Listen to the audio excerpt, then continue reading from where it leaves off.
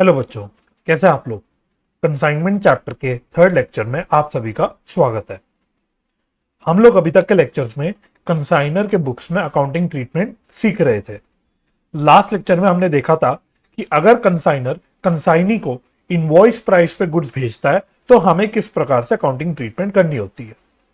आज के लेक्चर में हम एक और इंपॉर्टेंट कॉन्सेप्ट कवर करेंगे।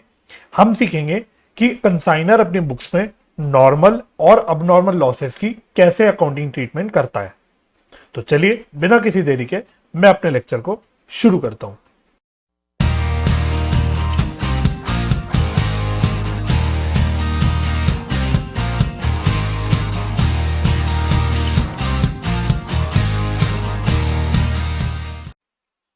आप लोग अपने फ्रेश पेज पे हेडिंग डाल देना, treatment of loss in the books of consignor.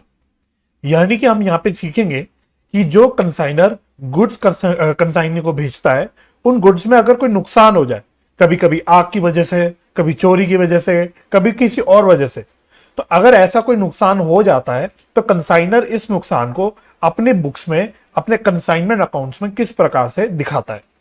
ठीक है, तो इससे पहले कि हम इस लॉस की ट्रीटमेंट को समझे, हमें पहले लॉस की दो बाइफर्केशन करके चलनी होती है। तो आप लोग मेरे साथ साथ हेडिंग डाल के लिखते रहना और सुनते भी रहना। तो जब हम यह लॉस पढ़ते हैं तो यहां लॉस की दो बाइफर्केशन होती है, यानी हम दो तरह के लॉस कवर करते हैं। एक होता है हमारा नॉर्मल लॉस और दूसरा हमारा होता है अब नॉर्मल लॉस।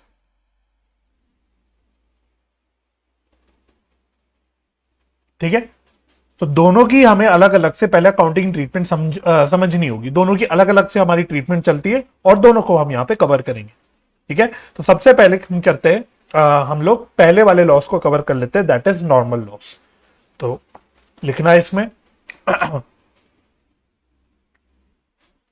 फर्स्ट हम सीखेंगे नॉर्मल लॉस के बारे में। तो पहले आप लोग थोड़ा सा मेरे साथ लिख लेना, छोटा सा पॉइंट है, और फिर एक एग्जाम्पल की हेल्प से मैं आपको इसको समझाऊंगा। तो पहले लिखना नॉर्मल लॉस होता क्या है। फर्स्ट एरो में normal loss means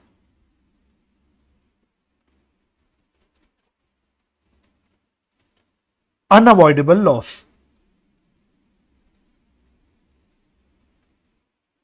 Normal loss means unavoidable loss. Next arrow लिखना no entry is required to be passed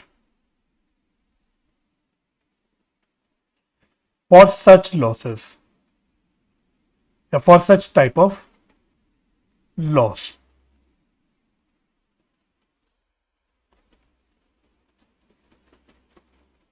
Cost per good unit that is bracket में लिखना total quantity minus normal loss. तो cost पर good unit is calculated for valuing the inventory।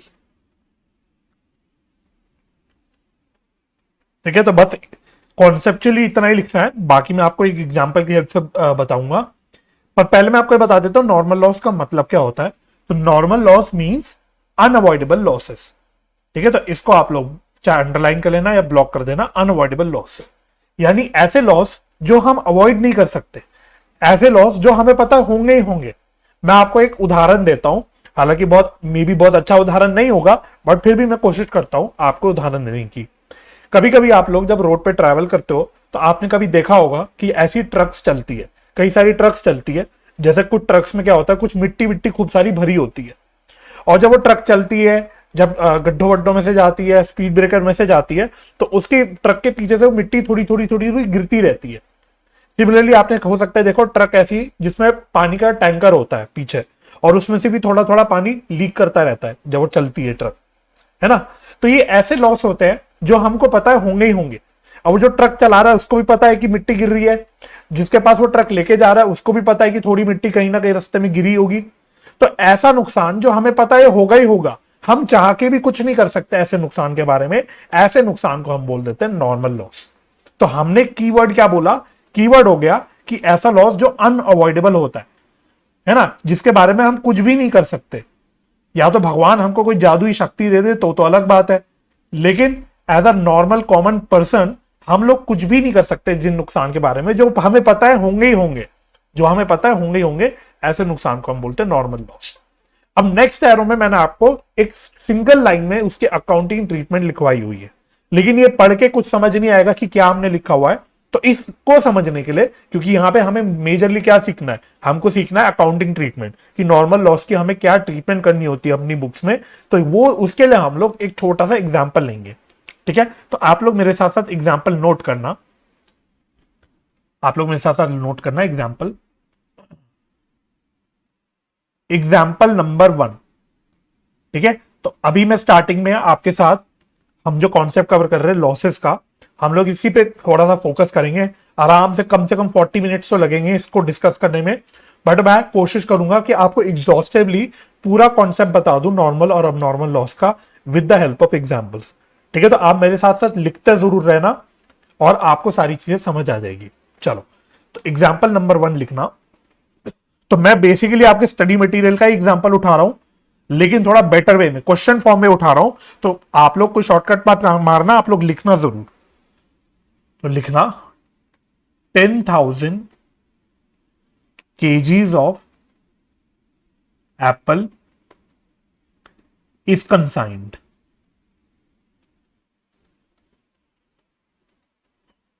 Cost per kg, cost per kg है आपका 30 रुपए। फिर लिखना freight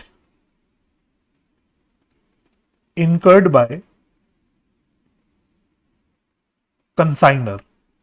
consignor ने कुछ फ्रेट का खर्चा किया जब उसने एप्पल्स कंसाइन करे। कितना खर्चा किया उसने? 40,000 का, 40,000। फिर लिखना normal loss, normal loss is equal to 15%। Next लिखना unsold stocks, unsold stock is equal to 1,000 KGs.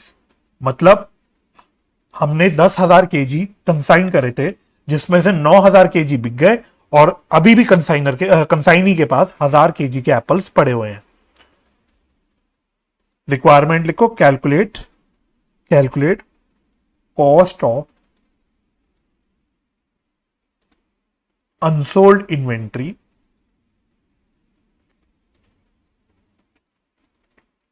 With consignee. Consignee के पास जो 1,000 केजीज का एप्पल बचा हुआ है उसकी क्या कॉस्ट आएगी, बेसिकली आपको निकालना है। वही जो हम कंसाइनमेंट अकाउंट बनाते हैं, तो कंसाइनमेंट अकाउंट के जो क्रेडिट साइड पर हम क्लोजिंग कंसाइनमेंट स्टॉक लिखते हैं, उसकी आपको वैल्यू निकालनी है, ठीक है। इससे पहले मैं इसको समझाऊं, मैं आपको पहले क्लियर कर देता हूं अपने दिमाग में, आप लोग क्लैरिटी मेंटेन करके चलना। इस कॉन्सेप्ट में चाहे हम नॉर्मल लॉस के बारे में सीखेंगे, उसके अकाउंटिंग ट्रीटमेंट समझेंगे, अब नॉर्मल लॉस के बारे में सीखेंगे, उसके अकाउंटिंग ट्रीटमेंट समझेंगे। जो हम ये चीज सीख रहे हैं, ये हम सीख रहे हैं as per accounting standard number 2, ठीक है। तो अल्टीमेटली जो नॉर्मल और अब नॉर्मल लॉस का इफेक्ट आता है वो कहीं ना कहीं इन्वेंट्री की वैल्यू पे आता है, और इन्वेंट्री का जो आपका अकाउंटिंग स्टैंडर्ड होता है वो होता है अकाउंटिंग स्टैंडर्ड नंबर 2। तो अकाउंटिंग स्टैंडर्ड नंबर 2 ने बता रखा है कि आपको किस प्रकार से नॉर्मल लॉस और अब नॉर्मल लॉस का एडजस्ट करना होता है। तो उसी प्रिंसिपल को हम यहाँ पे फॉलो करते हैं, क्योंकि अल्टीमेटली हम यहाँ पे इन्वेंट्री की ही बात कर रहे हैं, ठीक है। तो आपके दिमाग में कभी सवाल नहीं आना चाहिए कि हम ये ऐसे ही क्यों कर रहे हैं, हम वैसे क्यों नहीं कर रहे। हम ऐसे इसलिए कर रहे हैं, हम सिंपल है भाई, हम अकाउंटिंग स्टैंडर्ड्स ने जो फंडा समझा रखा है, जो तरीका बता रखा है, हम उसको फॉलो कर रहे हैं। तो we are going as per accounting standard, ठीक है। तो इस चीज की पहले तो आप क्लैरिटी मेंटेन करना और ये समझ लेना। मैं आपको ये भी बता देता हूं, जो आप यहाँ नॉर्मल लॉस और अब नॉर्मल लॉस की ट्रीटमेंट समझोगे, इसको आपको आगे की लाइफ में भी अप्लाई करना पड़ेगा, बेसिकली अपनी आगे की पढ़ाई में भी अप्लाई करना पड़ेगा। आप सीए इंटर में अकाउंट्स पढ़ोगे तो वहां पे तो आप अकाउंटिंग स्टैंडर्ड कवर करते हो, तो वहां तो आपको ये पढ़ना ही पढ़ना है। इसके अलावा सी इंटर में आपका एक कॉस्ट अकाउंटिंग का पेपर होता है, कॉस्ट एंड मैनेजमेंट अकाउंटिंग का पेपर होता है, उसमें आपका एक चैप्टर होता है प्रोसेस कॉस्टिंग, उसमें भी हम वहां पे नॉर्मल लॉस और अब नॉर्मल लॉस के बारे में पढ़ते हैं। दैट मीन्स आपको कॉस्ट अकाउंटिंग के पेपर में भी इस फंडे को अप्लाई करना पड़ता है, और जब वहां पे भी आप पढ़ोगे तो डिट्टो सेम जो चीज हम यहां सीख रहे हैं उसी चीज को आप वहां पे अप्लाई करोगे। तो इसको अगर अभी आपने समझ लिया तो कंसाइनमेंट चैप्टर में तो आपको आसानी हो ही जाएगी, यहां तो आपका कवरेज हो ही जाएगा। साथ ही साथ आप ये समझ लो इसी फंडे को ये आपका बेस बन जाएगा जिसको आपको अपनी आगे की पढ़ाई पे भी अप्लाई करना पड़ेगा कभी ना कभी। तो इसको आप लोग अच्छे से तसल्ली से समझ लेना। अब देखो यहां पे क्या कहानी हुई, पहले कहानी समझ लो कि हमने यानी कंसाइनर ने 10,000 केजी एप्पल कंसाइन करे, ठीक है। कॉस्ट पर केजी बता दी मैंने 30 रुपए की। तो अगर मैं आपसे टोटल कॉस्ट पूछूंगा ऐसी, तो टोटल कॉस्ट आप बोलोगे सिंपल है सर, 10,000 केजी है और पर केजी की कॉस्ट 30 रुपए है, तो टोटल कॉस्ट होगी 3 लाख रुपए, टोटल कॉस्ट होगी 3 लाख रुपए। ये इजी हो गया। इसके अलावा हमने यानी कंसाइनर ने फ्रेट का खर्चा भी इनकर करा 40,000 का। अब यहां पे अभी तक की इंफॉर्मेशन तो नॉर्मल है जो आप कंसाइनमेंट में देखते हो, बस यहां पे नई इंफॉर्मेशन क्या आ गई, अब मैंने आपको एक इंफॉर्मेशन दे दी कि एक हमारा नॉर्मल लॉस हो जाता है 15% का। 15% का हमारा हमेशा नॉर्मल लॉस होता है। नॉर्मल लॉस मतलब अनअवॉइडेबल, हम चाह के भी कुछ नहीं कर सकते। जितने भी हम एप्पल्स कंसाइन करते हैं उसमें से 15% का जो एप्पल होता है वो खराब हो ही जाते हैं, उसमें कीड़े लग जाते हैं, कुछ भी हो जाता है, रास्ते में गिर जाते हैं, कुछ भी, है ना। तो 15% का जो नुकसान है वो अनअवॉइडेबल नुकसान है, तो ये हमारा नॉर्मल लॉस है।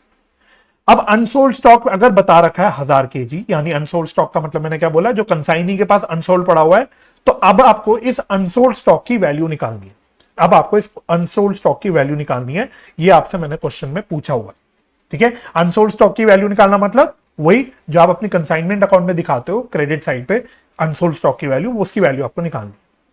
तो अब देखो हम यहां पे पहले मैं आपको समझा देता हूं कि हम क्या फंडा यहां पे अप्लाई करते हैं, और फिर मैं आपको सोल्यूशन भी करवा दूंगा। तो देखो टोटल मैंने 10,000 केजीज एप्पल आगे भेजे, जिसमें मैंने कॉस्ट इनकर करी, मैंने बोला 3 लाख रुपए। साथ ही साथ इसमें मैंने 40,000 रुपए का फ्रेट का खर्चा भी किया। तो अब तो आप लोगों को ये बात पता है कि भाई जो फ्रेट का खर्चा होता है, बेसिकली जो डायरेक्ट नेचर के खर्चे होते हैं, इसको भी हम लोग अपनी कॉस्ट में ऐड कर देते हैं। हम मानते हैं कि ये भी हमारी इन्वेंट्री का या जो स्टॉक है हमारी, उसका कॉस्ट में उसकी वैल्यू का पार्ट बन गया, ठीक है। तो यानी कि अगर मैं टोटल कॉस्ट बोलूं तो मेरी 10,000 केजी का जो मैंने एप्पल कंसाइन करा उसकी total cost including the direct expense आ गई मेरी 3,40,000। अब हमारी हमको इसमें क्या थिंकिंग लगानी होती है, हम बोलेंगे या हम बोलते हैं, या मैं रादर बोलूंगा आपका अकाउंटिंग स्टैंडर्ड बोलता है, आपका अकाउंटिंग स्टैंडर्ड बोलता है कि भाई देखो 10,000 केजी में से आपको पता है कि 15% तो खराब होगा ही होगा, 15% तो खराब होगा ही होगा। तो 10,000 केजी का अगर मैं 15% निकालूंगा तो आ जाएगा 1500 केजी मेरे ख्याल से, हाँ 1500 केजी हो जाएगा, है ना। यानी अगर मैं 10,000 केजी कंसाइन कर रहा हूं तो मुझे पता है कि 1500 केजी तो मेरा खराब होगा ही होगा। ये मेरा अनअवॉइडेबल लॉस है, यानी मेरा नॉर्मल लॉस है। तो अगर 10,000 केजी मैं कंसाइन कर रहा हूं तो एक्चुअली में कितना सही में एक्चुअल स्टॉक कितना पहुंचेगा कंसाइनी के पास, वो तो 8,500 केजी का ही स्टॉक पहुंचेगा। ये मुझे पता है, इसको तो मुझे एडवांस में पता है ना। तो हम ये बोलते हैं भाई देखो एक्चुअल में तो देखो, हाँ हमने ये जो टोटल 3,40,000 का खर्चा किया है, ये जो हमने टोटल 3,40,000 का टोटल कॉस्ट लिया है, ये है तो 10,000 केजीज का। लेकिन जब हमें पता है कि 10,000 में से 1,500 केजी खराब होंगे ही होंगे, तो हम ऐसा मान लेते हैं कि भाई हमने जो 3,40,000 का खर्चा जो है ना, ये 10,000 केजी पे नहीं करा, ये हमने करा है 8,500 केजी पे। रियलिटी में हाँ 10,000 केजी पे क्या है, लेकिन हमारी मेंटालिटी हो जाती है कि जब 1,500 केजी खराब होने वाले हैं, हम उसके बारे में कुछ कर ही नहीं सकते, और नेट में 8,500 केजी ही बचने वाले हैं, तो हम ऐसा मान लेते हैं कि जो ये 3,40,000 का कॉस्ट है वो 10,000 केजी का नहीं है, वो 8,500 केजी का है, ठीक है। तो ये जो मैंने देखो 8,500 केजी निकाला ना after adjusting the normal loss, इसको ही मैंने टर्म यूज कर दिया गुड यूनिट्स। इसको टेक्निकली हम बोल देते हैं गुड यूनिट्स, ठीक है। तो एक्चुअल यूनिट 10,000 केजी है, बट गुड यूनिट्स उसमें से कितने निकल पा रहे हैं, सिर्फ 8,500 केजी। तो हम मान रहे हैं कि 8,500 केजी के लिए हमने 3,40,000 रुपए का खर्चा करा है ना।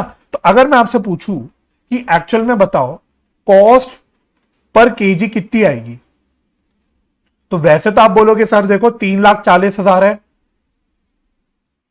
10,000 केजी है, तो बस इसमें निकाल लो। अगर आप इसको सॉल्व कर दोगे तो 34 रुपीज पर केजी आएगा। ऐसे तो आपका दिमाग बोलेगा ये, लेकिन जो हम क्या कर रहे हैं, हम नॉर्मल लॉस के कॉन्सेप्ट में ये फॉलो कर रहे हैं कि भाई हमने ये 3,40,000 का जो खर्चा है ये 10,000 केजी पे नहीं करा, ये हमने कितने केजी पे करा है, ये हमने 8,500 केजी पे करा है, यह हमने 8,500 केजी पे करा है। तो अब मैं अगर कॉस्ट पर केजी निकालना चाहूंगा तो वो एक्चुअली में आएगा कितना, वो आएगा कितना, तो मैं निकाल लेता हूं 340 डिवाइड बाई 8,500, तो ये आएगा 40 रुपीज, 40 रुपीज पर केजी। ठीक है, तो हम जब अपनी इन्वेंट्री वैल्यू करेंगे तो हम मानेंगे कि भाई जो हमारा पर केजी का जो कॉस्ट है वो कितना है, 40 रुपीज पर केजी का है। इसी को मैंने बोल दिया, इसी को मैंने बोल दिया जब मैंने 8,500 केजी को टर्म बोला गुड यूनिट्स, तो ये जो मेरी कॉस्ट निकल के पर केजी जो निकल के आ गई, ये हो गई मेरी कॉस्ट पर गुड यूनिट, कॉस्ट पर गुड यूनिट। ठीक है, तो अल्टीमेटली जो कॉस्ट पर यूनिट मुझे लेके चलनी है अपनी इन्वेंट्री वैल्यू की वैल्यूएशन के लिए, वो लेके चलनी है 40 रुपए की। तो अब अगर मैं बोल रहा हूं कि मेरी अनसोल्ड स्टॉक है, मेरा अनसोल्ड स्टॉक है विद कंसाइनी 1000 केजी, तो अब अगर मैं आपसे पूछूं बताओ इस 1000 केजी की वैल्यू कितनी होगी, तो अब क्या आप आसानी से निकाल नहीं सकते, सिंपली क्या करोगे आप, तो मैं लिख लेता हूं कॉस्ट, या बेटर है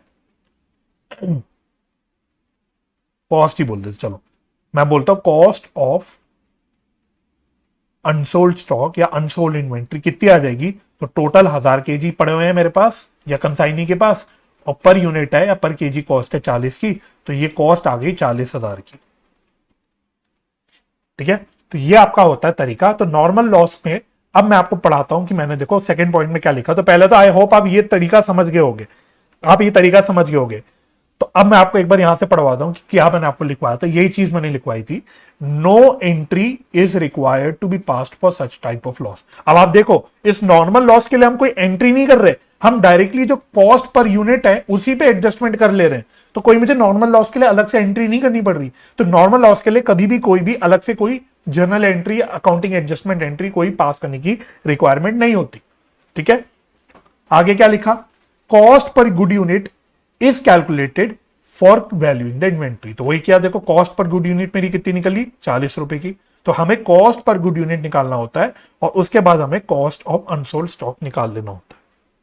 ठीक है, तो ये तरीका बिल्कुल ठीक है, ये मेरा मेन आंसर हो गया। अगर मैं आपसे बोलूं कि स्टॉक का वैल्यू निकालो, बट अब आप सीए लेवल पे हो, अब आप सीए लेवल पे हो, तो ये तरीका ठीक है, ऑल्दो ये तरीके में कोई दिक्कत नहीं है, लेकिन ये थोड़ा सा बच्चों वाला तरीका निकाल रहा है कि आप पहले कॉस्ट पर यूनिट निकाल रहे हो, उसके बाद अनसोल्ड स्टॉक की वैल्यू से उसे मल्टीप्लाई करके निकाल रहे हो। तो ये बच्चों वाला लंबा लंबा वाला तरीका लग रहा है आपको। क्या है, आपको तो इसको अपने बड़े क्वेश्चन में अप्लाई करना होगा। तो आप जितनी छोटी शॉर्टकट वे में काम कर पाओ उतनी शॉर्टकट वे में आपको करना है। मैं शॉर्टकट वर्ड नहीं बोलूंगा, मैं बोलूंगा स्मार्ट वे। जितना आप स्मार्ट वे में काम कर पाओ उतना आपके लिए फायदा रहेगा। तो आप इसी कैलकुलेशन को कैसे दिखा सकते हो, इसी कैलकुलेशन को आप कैसे दिखाओगे, तो आप बोलोगे जब आप इन्वेंट्री की वैल्यू निकाल रहे होगे, वैल्यू ऑफ कंसाइनमेंट स्टॉक है ना, तो मैं टर्म क्या बोल देता हूं, कंसाइनमेंट स्टॉक, क्योंकि कंसाइनी के पास जो स्टॉक पड़ा है उसकी हम वैल्यू कैसे निकालेंगे, तो उसकी आप वैल्यू आप ऐसे कैलकुलेट करोगे। आप बोलोगे 3,40,000 का खर्चा 8,500 केजी पे है, 3,04,000 का 40,000 का खर्चा 8,500 केजी पे, तो बताओ यूनिटरी मेथड लगा के कि 1000 केजी पे कितना खर्चा आएगा, तो ऐसे भी आपका आंसर आ जाएगा 40,000। So this is a smart way of doing the thing. ठीक है, तो मैं रेकमेंड करूंगा कि आप अपनी कैलकुलेशन ऐसे दिखाना, लेकिन उस कैलकुलेशन के पीछे का जो लंबी कहानी है वो क्या है, वो ये वाली है। ठीक है, तो बस इतनी सी ट्रीटमेंट होती है नॉर्मल लॉस की, यही ट्रीटमेंट, और कुछ भी नहीं नॉर्मल लॉस में। ठीक है, तो आप अगर ये समझ गए होगे कि यहां हमने क्या किया काम, तो आप नॉर्मल लॉस की एडजस्टमेंट समझ गए। सिमिलरली अब मैं आपको अब नॉर्मल लॉस की एडजस्टमेंट भी सिखा देता हूं। अब आप मेरे साथ साथ लिखना अगला सेकंड पॉइंट डाल के, अब नॉर्मल लॉस, तो इसके बारे में भी हम लोग लिख लेते हैं। तो लिखना आप लोग मेरे साथ साथ, पहले वही अब नॉर्मल लॉस होता क्या है। अब normal loss means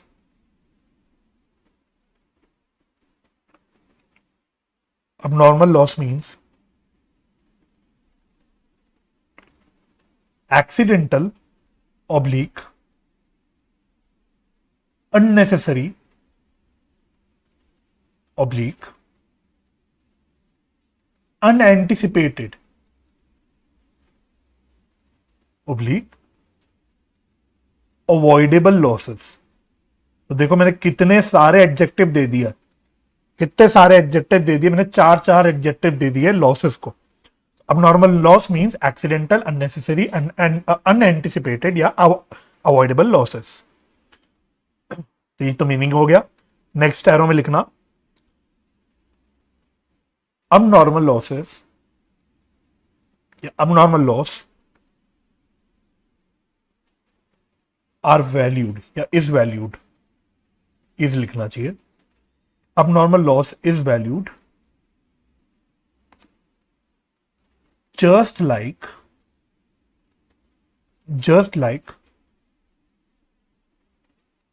consignment stock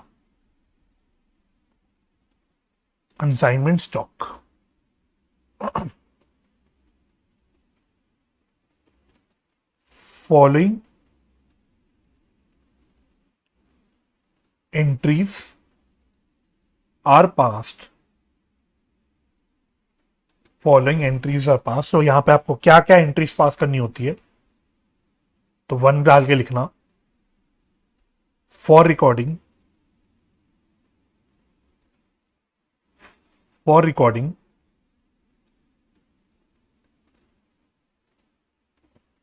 अब नॉर्मल लॉस, फॉर रिकॉर्डिंग अब नॉर्मल लॉस। तो क्या एंट्री होती है, इसके लिए हमें अलग से एंट्री पास करनी होती है। अब नॉर्मल लॉस अकाउंट डेबिट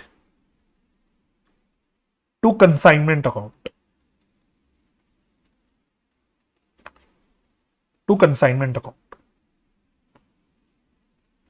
यहां आ जाता है कॉस्ट।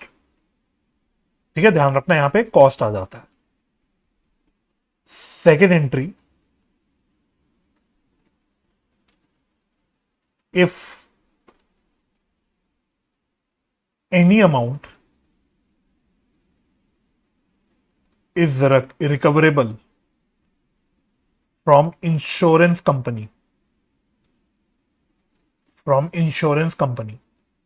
ब्रैकेट में लिख लो दैट इज इंश्योरेंस क्लेम। अगर कोई इंश्योरेंस क्लेम है तो क्या एंट्री करोगे आप, insurance companies account debit to अब नॉर्मल लॉस, और यहां क्या आ जाएगा, claim amount,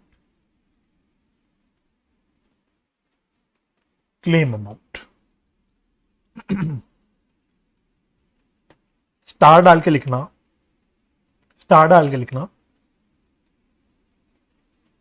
in consignment account abnormal loss is shown net of insurance claim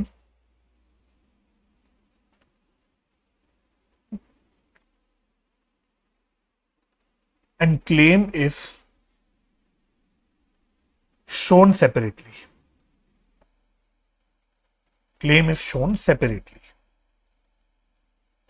next star डाल के लिखना बैलेंस ऑफ अब नॉर्मल लॉस अकाउंट,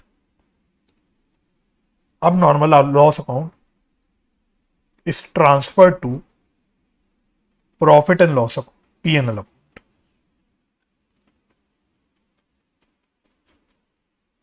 ठीक है, उसके बाद नेक्स्ट स्टार डाल के लिखना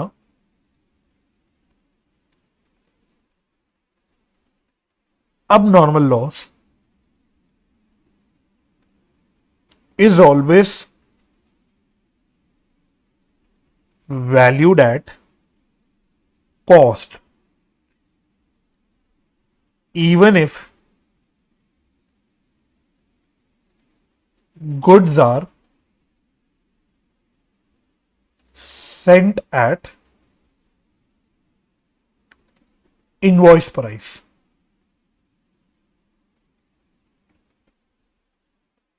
Even if goods are sent at invoice price. ठीक है, तो मैंने अपनी भद्दी हैंड राइटिंग में सारे नोट्स लिख लिए। तो पहले मैं उम्मीद करता हूं कि आपने मेरे साथ साथ ये सारी चीजें लिख ली होगी। तो मैं इस पूरे कॉन्सेप्ट को समझाता हूं with the help of an example. ठीक है, तो ये लिखने के बाद अब आपको मेरे साथ साथ एक एग्जाम्पल लिखना है और फिर हम इस बात को समझ लेंगे।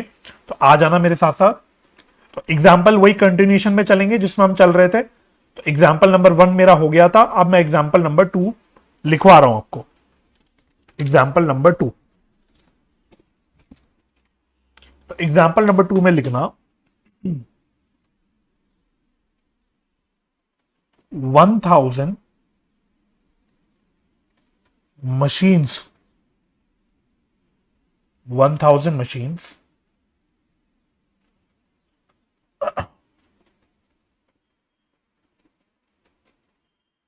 costing rupees 2500 each are sent on consignment. Are sent on consignment.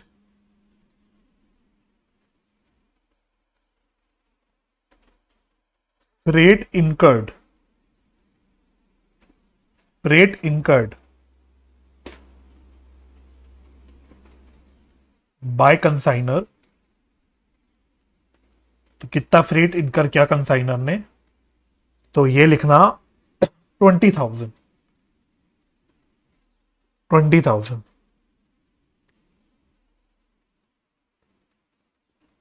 20 machines are damaged due to accident.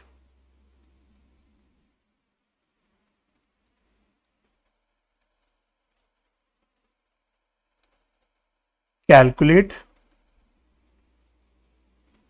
the value of, एक मिनट, इससे पहले एक लाइन और लिख लेना, एक लाइन और लिख लेना।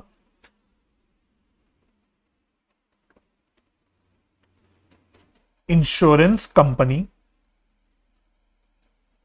accepted a claim of rupees 30,000. अब लिखो calculate the value of abnormal loss and show relevant accounting treatment. Relevant accounting treatment. ये हो गया मेरा एग्जाम्पल। ठीक है, तो आप लोग मेरे साथ साथ एग्जाम्पल लिख लेना और फिर मैं इसके ऊपर आपके साथ चर्चा करना शुरू करता हूं। चलिए, तो पहली बात, अबनॉर्मल लॉस क्या होता है? अबनॉर्मल लॉस ऐसे लॉस होते हैं जो अवॉइडेबल होते हैं, है ना। नॉर्मल लॉस का जो उल्टा हुआ वो अबनॉर्मल लॉस हुआ, यानी ऐसे लॉस जो या तो हम एंटिसिपेट नहीं कर रहे थे या तो हम अवॉइड कर सकते थे। तो ऐसे कोई भी लॉसेस को हम बोलते हैं अबनॉर्मल लॉस। फॉर एग्जाम्पल, आग लग गई, अगर हमारे सामान में कोई आग लग गई जिसकी वजह से कुछ हमारा सामान का नुकसान हो गया, तो ऐसे लॉस क्या हो गए? वो अबनॉर्मल नेचर के लॉस होंगे। तो पहली बात, अबनॉर्मल लॉस के केस में अलग अकाउंटिंग ट्रीटमेंट चलती है। अबनॉर्मल लॉस क्योंकि वो अनएंटिसिपेटेड लॉसेस होते हैं, इसलिए हम उसको सेपरेटली रिकॉर्ड करके चलते हैं। ठीक है, तो मैं पूरी आपके साथ सारी चीजें डिस्कस करूंगा तो आपको सारी चीज समझ आ जाएगी। तो पहले जैसे अगर मैंने आपको इस एग्जांपल की बात करूं, तो मैंने इस एग्जांपल में आपको क्या बोला? 1000 मशीन हमने कंसाइन करे, 1000 मशीन हमने कंसाइन करे जिसकी कॉस्ट है 2500 रुपए ईच। उसके बाद फ्रेट कितना इनकर किया कंसाइनर ने? 20,000 रुपए। तो अभी तक तो बिल्कुल नॉर्मल कहानी है। फिर आ गई आपकी मुद्दे की कहानी, 20 machines are damaged due to accident. कोई एक्सीडेंट हो गया रास्ते में, तो उसकी वजह से 20 मशीन हमारी डैमेज हो गई। इंश्योरेंस कंपनी ने 30,000 रुपए का क्लेम एक्सेप्ट किया। तो इंश्योरेंस कंपनी, भाई हम अब इंश्योरेंस क्यों कराते हैं? अपने नुकसान की भरपाई के लिए इंश्योरेंस कराते कि भाई हमारा कोई नुकसान हो जाए तो हमें कुछ कंपनसेशन मिल जाए। तो इंश्योरेंस कंपनी ने हमें इस नुकसान के बदले 30,000 रुपए का क्लेम दे दिया। मैंने आपसे पूछा कि अबनॉर्मल लॉस की एक तो वैल्यू बताओ कि भाई हमारी अबनॉर्मल लॉस किस वैल्यू पे आएगी, और आपको अकाउंटिंग ट्रीटमेंट बतानी है। तो मैं सारी चीजें आपके साथ एग्जॉस्टिवली डिस्कस करूंगा इस एक एग्जांपल की हेल्प से। ठीक है, तो मेरे साथ पेशेंटली सुनते रहना मेरी सारी बात को। तो पहली बात, सबसे पहले हम लोग वैल्यू निकालते हैं, value of abnormal loss. Value of abnormal loss. तो आपके लिए मजे की बात यह है कि जो अबनॉर्मल लॉस की वैल्यू की जो हम कैलकुलेशन करते हैं, बेसिकली वो दिखाते हैं हम एट कॉस्ट। पहली बात आपको याद रखनी है कि अबनॉर्मल लॉस हमेशा आती है एट कॉस्ट। ठीक है, साथ ही साथ अगर आपके किसी क्वेश्चन में गुड्स इनवॉइस प्राइस पे जा रहे हैं, यानी कॉस्ट से ऊपर के दाम पे जा रहे हैं, उस केस में भी आपको अबनॉर्मल लॉस को हमेशा एट कॉस्ट ही निकालना होता है। तो अबनॉर्मल लॉस का कभी भी आपका, पहली बात, एट इनवॉइस प्राइस नहीं निकलेगा। अबनॉर्मल लॉस हमेशा एट कॉस्ट निकलेगा। और इसकी जो कैलकुलेशन होती है, बिल्कुल जैसे आप इन्वेंट्री की वैल्यू निकालते हो ना, बिल्कुल ऐसी ही कैलकुलेशन होती है। कैसे आप करोगे? तो बहुत सिंपल है। तो यहां पे मैं अबनॉर्मल लॉस की आपको कैलकुलेशन बताता हूं। तो अबनॉर्मल लॉस कितने यूनिट्स के हैं? 20 मशीन के हैं। तो मैं लिख देता हूं ब्रैकेट में 20 मशीन। तो हमें इस 20 मशीन जो नुकसान हो गया जिसका, उसकी वैल्यू निकालनी है भाई कितने रुपए का नुकसान हमारा हुआ। तो अगर मैं पहले कॉस्ट बोलूं, ओरिजिनल कॉस्ट की बात करूं, तो ये कितना आएगा? ओरिजिनल कॉस्ट कितना आएगा? तो बहुत सिंपल है, 20 मशीन डैमेज हुई और पर मशीन की कॉस्ट मैंने आपको बता रखी है, पर मशीन की कॉस्ट है 2,500 रुपए। तो ये कितना आ जाएगा? ये आ जाएगा 50,000। ये आ जाएगा 50,000। उसके बाद फिर हम लोग इन्वेंट्री की वैल्यूएशन निकालते वक्त क्या करते हैं? जो भी डायरेक्ट खर्चा होता है उसको ऐड कर देते हैं, प्रोपोर्शनेट एक्सपेंस को ऐड करते हैं। तो यहां पे कंसाइनर ने प्रोपोर्शनेट एक फ्रेट का एक्सपेंस किया, तो मैं लिख देता हूं proportionate expense of consignor. Consignor ने कितना खर्चा किया उसका हम प्रोपोर्शनेट यहां पे जो पार्ट है वो ऐड कर रहे हैं। तो टोटल अगर मैं बताऊं आपको, क्वेश्चन में उसने फ्रेट पे खर्चा किया है 20,000 का, तो टोटल खर्चा है 20,000 का। लेकिन ये 20,000 का खर्चा उसने कितने मशीन के लिए किया था? उसने 1,000 मशीन के लिए 20,000 रुपए का खर्चा किया था। तो अगर 20,000 रुपए का खर्चा 1,000 मशीन के लिए किया था, तो बताओ 20 मशीन के लिए कितना खर्चा होगा? तो क्या आप ये प्रोपोर्शनेटली निकाल सकते हो? बिल्कुल निकाल सकते हैं। तो ये आ जाएगा आपका आई थिंक 4,000। ये आ गया आपका 4,000। तो आपका टोटल नुकसान आ गया 54,000 का। तो वैल्यू ऑफ अबनॉर्मल लॉस, ठीक है, वैल्यू लिख रहा हूं, इसका मतलब कॉस्ट की बात कर रहा हूं। ठीक है, अबनॉर्मल लॉस की जो भी वैल्यू होगी वो हमेशा एट कॉस्ट होगी, बार बार बोल रहा हूं, याद रखना आपको। ठीक है, तो मेरा एक्चुअली में कितने रुपए का नुकसान हुआ? 54,000 का। इसमें से मुझे इंश्योरेंस कंपनी ने कितना क्लेम दे दिया? इंश्योरेंस कंपनी ने क्लेम कितने का दे दिया सर? 30,000 रुपए का क्लेम दे दिया। तो अगर मैं बोलूं टोटल मेरा लॉस 54,000 का है, पर उसमें से मेरे को 30,000 रुपए का इंश्योरेंस क्लेम मिल गया, तो मेरा नेट लॉस कितने का आ गया? Net abnormal loss. तो मेरा नेट में कितने रुपए का नुकसान हो गया? नेट में मेरा 20,000 रुपए का नुकसान हो गया। तो पहले तो आपको इतनी कैलकुलेशन क्लियर होनी चाहिए। ठीक है, तो आई होप पहले आपको ये कैलकुलेशन क्लियर होगी होगी। बिल्कुल जैसे आप इन्वेंट्री की कैलकुलेशन करते हो, सेम वे में इसकी भी आपको कैलकुलेशन करनी। अब ये तो हो गई आपकी वैल्यू ऑफ नॉर्मल लॉस की। अब इसकी अकाउंटिंग ट्रीटमेंट आपको कैसे कैसे करनी है, तो मैं आपको सारी अकाउंटिंग ट्रीटमेंट यहां डिस्कस करूंगा। तो सबसे पहले मैं आपके साथ डिस्कस करता हूं जर्नल एंट्रीज, कि आपको क्या क्या जर्नल एंट्रीज करनी होती है। तो पहली एंट्री मैं ऊपर आपको लिखवा भी चुका, तो पहली हम एंट्री करते हैं जो हमारा अबनॉर्मल लॉस हुआ है उसको रिकॉर्ड करने की। तो अबनॉर्मल लॉस नुकसान है, तो नुकसान हमेशा डेबिट होता है, तो नुकसान को हम डेबिट कर देते हैं। और क्रेडिट किसको करते हैं? क्रेडिट करते हैं कंसाइनमेंट अकाउंट को। ठीक है, अब कंसाइनमेंट अकाउंट को इसको क्रेडिट क्यों करता है वो अभी मैं थोड़ी देर में आपको बताऊंगा। तो अभी आप बस ये लिख लेना कंसाइनमेंट अकाउंट। अब नॉर्मल लॉस को क्यों डेबिट करे? क्योंकि एक नुकसान है। और कंसाइनमेंट अकाउंट को क्रेडिट क्यों कर रहे हैं ये मैं आपको भी थोड़ी देर में बताऊंगा। तो टोटल मेरा 54,000 का नुकसान हो गया। ठीक है, इसमें से मेरे को कुछ इंश्योरेंस कंपनी से पैसा मिलने वाला है। तो इंश्योरेंस कंपनी से जो पैसा मिलेगा उस अमाउंट के लिए मैं एक अलग एंट्री कर देता हूं। तो insurance company account debit, insurance company को हम डेबिट कर देते हैं 30,000 से। क्यों? क्योंकि अब 30,000 रुपए मुझे इंश्योरेंस कंपनी से मिलने हैं, तो ये मेरा एक प्रकार से एसेट आ गया। टू अब नॉर्मल लॉस अकाउंट, अब नॉर्मल लॉस अकाउंट, तो अब नॉर्मल लॉस अकाउंट को हम क्रेडिट कर देते हैं। क्यों? क्योंकि 30,000 रुपए से आपका खर्चा कम हो रहा है, क्योंकि टोटल नुकसान में से 30,000 तो आपको मिल जा रहे हैं, तो आपका 30,000 का एक लॉस कम हो जा रहा है। तो ये यहाँ पे कैलकुलेशन में भी दिख रहा है कि हमारा 54 में से 30,000 का क्लेम जो है इंश्योरेंस क्लेम की वजह से खर्चा कम हो जा रहा है, इसलिए हमने अब नॉर्मल लॉस को क्रेडिट कर दिया। अब एक थोड़ी सी एक एंट्री की जगह छोड़ के आप बनाना अब नॉर्मल लॉस अकाउंट। अगर मैं आपसे बोलूं कि अब नॉर्मल लॉस अकाउंट कैसे बनेगा, तो वो भी बना के मैं आपको दिखाऊंगा। तो बस इसकी पोस्टिंग कर लो। पहले मैं अब नॉर्मल लॉस को डेबिट किया टू कंसाइनमेंट अकाउंट, तो इसको यहां पे क्रॉस पोस्ट कर दिया to consignment account, to consignment account 54,000। फिर सेकेंड एंट्री की पोस्टिंग करो। सेकेंड एंट्री में अब नॉर्मल लॉस क्रेडिट हो रहा है, तो क्रेडिट साइड पे डाल दो बाय इंश्योरेंस कंपनी 30,000।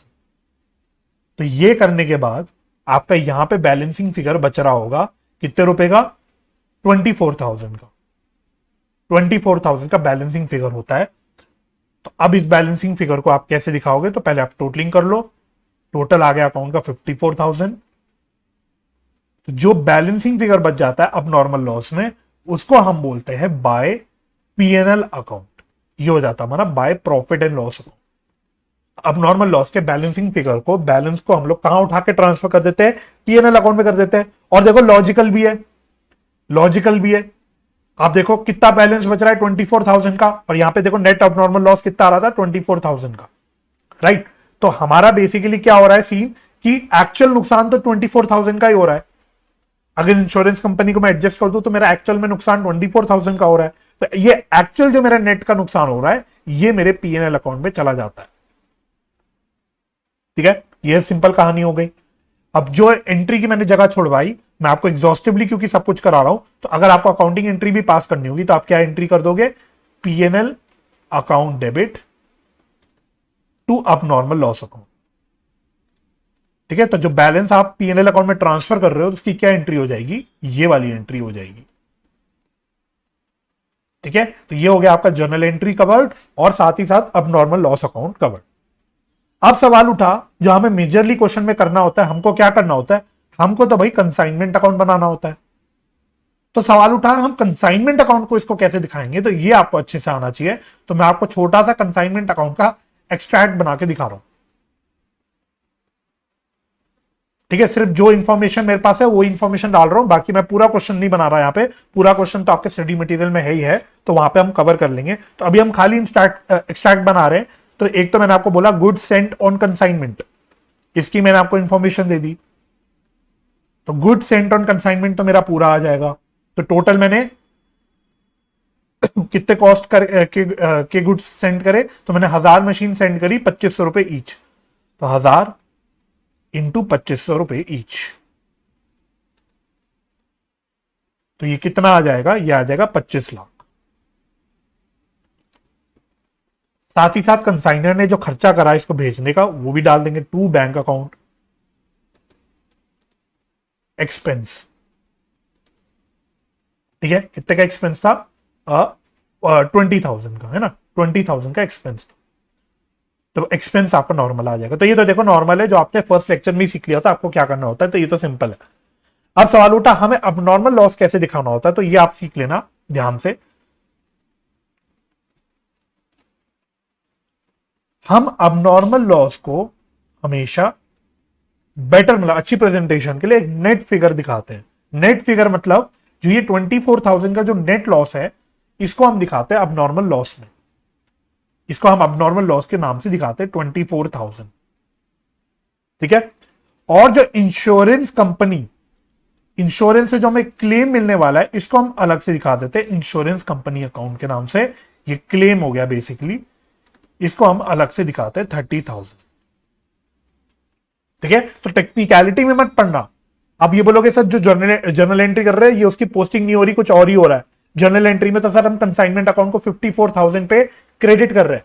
तो हाँ, जर्नल एंट्री में तो हम लोग कंसाइनमेंट अकाउंट को 54,000 क्रेडिट कर रहे हैं, और आप यहां पे देख लो टोटलिटी में जो क्रेडिट हो रहा है कंसाइनमेंट अकाउंट, टोटलिटी में तो 54,000 से ही क्रेडिट हो रहा है। बस हम अपने एग्जाम में अच्छी प्रेजेंटेशन के लिए सेपरेटली दिखाने के लिए कि भाई एक इंश्योरेंस कंपनी से हमें क्लेम भी मिलने वाला है 30,000 रुपए, बस for the sake of better presentation हम इसको ऐसे दिखा देते हैं। लेकिन हाँ, कंसाइनमेंट अकाउंट में जो क्रेडिट इफेक्ट आता है वो तो 54,000 का ही आएगा अल्टीमेटली, है ना। तो अल्टीमेटली जो क्रेडिट इफेक्ट जर्नल एंट्री में जा रहा है कंसाइनमेंट अकाउंट में कितने का जा रहा है, 54,000 का जा रहा है। और हमारी कंसाइनमेंट अकाउंट में यही होगा। हम बस तोड़ तोड़ के इसलिए दिखाते हैं इसको, just for the sake of better presentation. ठीक है, तो अल्टीमेटली मेरा 54,000 ही क्रेडिट साइड पे आएगा। अब सवाल उठा, सर हम इसको क्रेडिट क्यों कर रहे हैं? कंसाइनमेंट अकाउंट में क्रेडिट करने का मतलब एक प्रकार से हम इनकम दिखा रहे हैं, एक प्रकार से हम इनकम दिखा रहे हैं। इसका रीजन है, ये आप अपने 11th में फाइनल अकाउंट्स में भी पढ़ चुके हो, आपको याद होगा। फाइनल अकाउंट्स पता नहीं वैसे याद होगा कि नहीं होगा।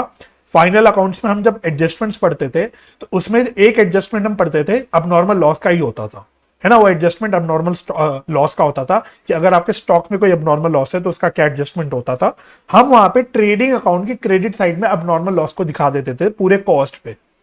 तो जिस रीजन से हम वहां पे ट्रेडिंग अकाउंट में क्रेडिट करते थे उसी रीजन से हम यहाँ पे क्रेडिट करते हैं ट्रेडिंग अकाउंट की तरह ही। मतलब यहाँ पे आपको मैं पहले बता चुका, ट्रेडिंग अकाउंट की जगह हम क्या बना रहे हैं, कंसाइनमेंट अकाउंट। तो सेम रीजन से हम यहाँ पे कंसाइनमेंट अकाउंट में क्रेडिट करते हैं। अब आप बोलोगे सर हमें याद नहीं क्या रीजन होता था, तो वो रीजन भी मैं आपको याद दिला देता हूं। हम बेसिकली बोलते हैं, हम देखते हैं कि भाई देखो, जब हम अपना कंसाइनमेंट अकाउंट बनाएंगे तो हमारे कंसाइनमेंट अकाउंट में यहां पे आ जाता है by consignee account sales. Sales हमारी यहां आ जाती है, साथ ही साथ जो हमारा क्लोजिंग कंसाइनमेंट स्टॉक आ जाता है वो यहां आ जाता है क्रेडिट साइड पे, है ना। और फिर हमारा यहां पे बैलेंसिंग फिगर प्रॉफिट का बचता है।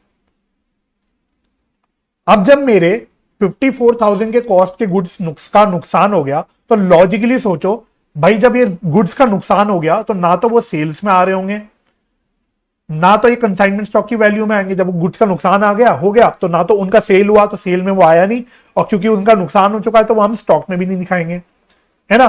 तो अगर मैं ये 54,000 का जो कॉस्ट है क्रेडिट साइड नहीं दिखाऊंगा तो मेरा जो प्रॉफिट आएगा वो कम हो जाएगा, मेरा प्रॉफिट कम हो जाएगा। तो हम देखना चाहते हैं भाई, कंसाइनमेंट अकाउंट हम बनाते हैं तो हम देखते हैं कि भाई अगर अबनॉर्मल लॉस ना हुआ होता, अगर ये अबनॉर्मल लॉस ना हुआ होता तो मोस्ट प्रोबेबली ये मैं मान लेता हूं कि मेरे कंसाइनमेंट स्टॉक में आ रहा होता। ये 54,000 का जो कॉस्ट है वो मेरे कंसाइनमेंट स्टॉक में आ रहा होता और मेरे प्रॉफिट जो होते वो 54,000 से ज्यादा आ रहे होते। तो only reason to credit the abnormal loss at cost in the consignment account is that कि हम ये देखना चाहते हैं कि भाई अगर ये abnormal loss ना हुआ होता तो मेरे प्रॉफिट्स कितने आते। सेम रीजन से हम abnormal loss को ट्रेडिंग अकाउंट में भी क्रेडिट करते थे। हम यही बोलते थे कि भाई अब ट्रेडिंग अकाउंट में हमें abnormal नेचर के लॉस का इफेक्ट नहीं लेना चाहिए, हमें देखना है कि भाई abnormal लॉस ना हुआ होता तो मेरे प्रॉफिट्स कितने आते। अच्छा, तो सर अबनॉर्मल लॉस नुकसान तो हुआ है, तो इस नुकसान को कहां दिखाएंगे हम लोग? भाई कहीं तो दिखाना पड़ेगा नुकसान को, क्योंकि इस नुकसान को आप जब यहां क्रेडिट कर रहे हो तो नुकसान को कहीं डेबिट भी करना पड़ेगा। तो नुकसान को हम डेबिट कहां कर देते हैं? ये हमारा पीएनएल अकाउंट में नेट एक्चुअल जो लॉस हुआ है 24,000 का वो अपने आप ही पीएनएल अकाउंट में चला जाता है। तो हमारा अल्टीमेटली कंसाइनमेंट अकाउंट में पूरे कॉस्ट का जो अबनॉर्मल लॉस का कॉस्ट है वो क्रेडिट हो जाता है, और बाद में पीएनएल अकाउंट जब हमारा बनता है फाइनल अकाउंट्स के साथ तो उस टाइम पे ये जो नेट लॉस होता है after taking the effect of insurance claim, वो नेट इफेक्ट हमारा पीएनएल अकाउंट में चला जाता है। तो हमारी कहानी बिल्कुल ठीक होती है, हमारी कहानी वहां पे अल्टीमेटली ठीक ही हो जाती है ना। तो ये लॉजिक होता है कंसाइनमेंट अकाउंट में अबनॉर्मल लॉस क्रेडिट करने का। ठीक है, अब आपकी अकाउंटिंग ट्रीटमेंट क्लियर हो गई कि कंसाइनमेंट अकाउंट में हमें किस प्रकार से इसको दिखाना होता है। अब एक बात मैं आपको और भी बता देता हूं, आपके स्टडी मटेरियल में या आपके किसी किताब में, कोई सजेस्टेड आंसर में, कोई आईसीआई की मटेरियल में कभी कभी वो क्या करता है, कभी कभी वो इंश्योरेंस कंपनी को ऐसी अलग से दिखा देता है, इंश्योरेंस क्लेम तोड़ के दिखा देता है, और कभी कभी वो ये अलग से दिखाने की जगह वो अब नॉर्मल लॉस का लॉस ही जो है वो पूरा 54,000 दिखा देता है ना। तो वो आईसीआई की श्रद्धा के अनुसार है, वो कहीं पे अपना वो अलग अलग तोड़ के दिखाते हैं, कहीं पे वो तोड़ के नहीं दिखाते। तो अक्सर क्या होता है, बच्चे कंफ्यूज हो जाते हैं, परेशान हो जाते हैं। तो आपको कंफ्यूज नहीं होना, आपको मैंने एक फंडा सिखा दिया कि आप अब नॉर्मल लॉस के नाम पे नेट लॉस दिखाओ, और जो इंश्योरेंस कंपनी का जो पैसा मिलने वाला है वो अलग से तोड़ के दिखा दो। आप इसको ऐसे ही करोगे, आप इसको ऐसे ही करना, चाहे आप इसको तोड़ के दिखाओ चाहे आप तोड़ के ना दिखाओ, अल्टीमेटली आपके क्रेडिट साइड में कंसाइनमेंट अकाउंट के 54,000 का ही इफेक्ट आने वाला है। ठीक है, तो आपका फाइनल आंसर में कोई फर्क नहीं आएगा। This is a better presentation. तो आईसीआई कभी कभी अपने मटेरियल में शॉर्टकट मारने के चक्कर में अब नॉर्मल लॉस को भी सारे फिगर दिखा देता है, तो आप उसको देख के घबराना मत। आप इसको ऐसे भी दिखा दोगे तो कोई आपके मार्क्स काटेगा नहीं, आपका अल्टीमेटली जो आंसर आएगा वो सही आएगा। ठीक है, ये मैंने आपको क्लैरिफाई कर दिया। ठीक है, तो ये तो हो गई मेरी अब नॉर्मल लॉस की ट्रीटमेंट की बात। साथ ही साथ अब मुझे एक छोटा सा पॉइंट आपके साथ और डिस्कस करना है। अभी आप देखो, जब मैंने अब नॉर्मल लॉस की वैल्यू निकाली तो मैंने कंसाइनर का खर्चा ऐड किया, मैंने कंसाइनर का खर्चा ऐड किया। अब आपके दिमाग में सवाल आएगा कि सर जब हम स्टॉक की वैल्यू निकालते तो वहां पे हम कंसाइनी का भी प्रोपोर्शनेट एक्सपेंस ऐड करते हैं। तो क्या अगर कंसाइनी का कोई डायरेक्ट एक्सपेंस हो, कोई हो, तो जिस प्रकार से हम स्टॉक की वैल्यूएशन में उसको ऐड करते हैं तो क्या हमें यहां पे भी ऐड करना होगा? तो उसके बारे में आपके साथ मैं थोड़ा सा चर्चा कर लेता हूं। तो आप लोग लिख लो मेरे साथ साथ, एक नोट डाल के लिखना, एक नोट डाल के लिखना, नोट नोट। तो पहले आप लिख लो, आपका जो अबनॉर्मल लॉस होता है, वो जो आपका जो अबनॉर्मल लॉस होता है वो 2 पॉइंट ऑफ टाइम पे हो सकता है। अब नॉर्मल लॉस आपका 2 पॉइंट ऑफ टाइम पे हो सकता है, या तो वो इन ट्रांजिट हो सकता है, या तो वो इन कंसाइनीज गो डाउन हो सकता है। तो जब लॉस आपका इन ट्रांजिट होता है तो आपको कंसाइनर के खर्चे तो ऐड करने ही पड़ते हैं। तो मैं लिख देता हूं कंसाइनर्स डायरेक्ट एक्सपेंस इंक्लूडेड होता है। तो कंसाइनर का खर्चा तो इंक्लूड होता ही है, लेकिन अगर कंसाइनी ने भी कोई डायरेक्ट एक्सपेंस करे हैं, और मैंने आपको ये भी बताया था कि डायरेक्ट एक्सपेंस ना बोल के आपके क्वेश्चन में नॉन सेलिंग या नॉन रिकरिंग एक्सपेंस के नाम से बोल देता है, तो जो भी टर्म हो, तो आपका कंसाइनी का जो डायरेक्ट एक्सपेंस है वो जनरली लिखना, जनरली नॉट इंक्लूडेड। अगर आपका नुकसान कंसाइनी के गोडाउन में हो रहा है तो वही बात, कंसाइनर्स डायरेक्ट एक्सपेंस, तो कंसाइनर के डायरेक्ट एक्सपेंस तो इंक्लूड होंगे ही। तो कंसाइनर के डायरेक्ट एक्सपेंस तो आपके हमेशा इंक्लूड होंगे, और साथ ही साथ कंसाइनीज डायरेक्ट एक्सपेंस भी इंक्लूड होंगे।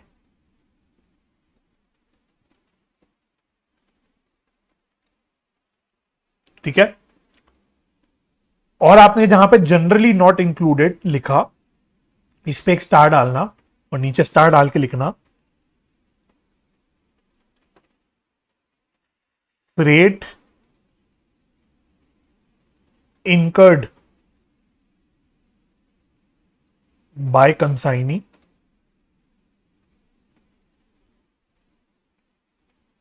will be included, will be included। ठीक है, फ्रेट को आप अंडरलाइन कर लेना।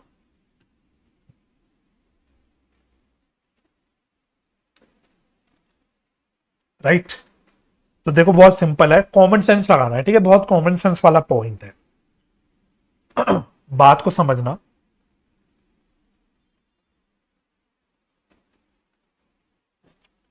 सपोज मैंने गुड्स यहां पे कंसाइन करे, मैंने यहां पे गुड्स कंसाइनमेंट पे भेजे।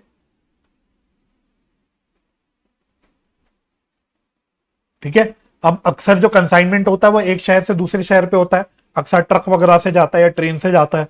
तो क्या है कि ऐसा तो है नहीं कि जिस दिन भेजे उसी दिन पहुंच जाएगा, कुछ टाइम लगेगा,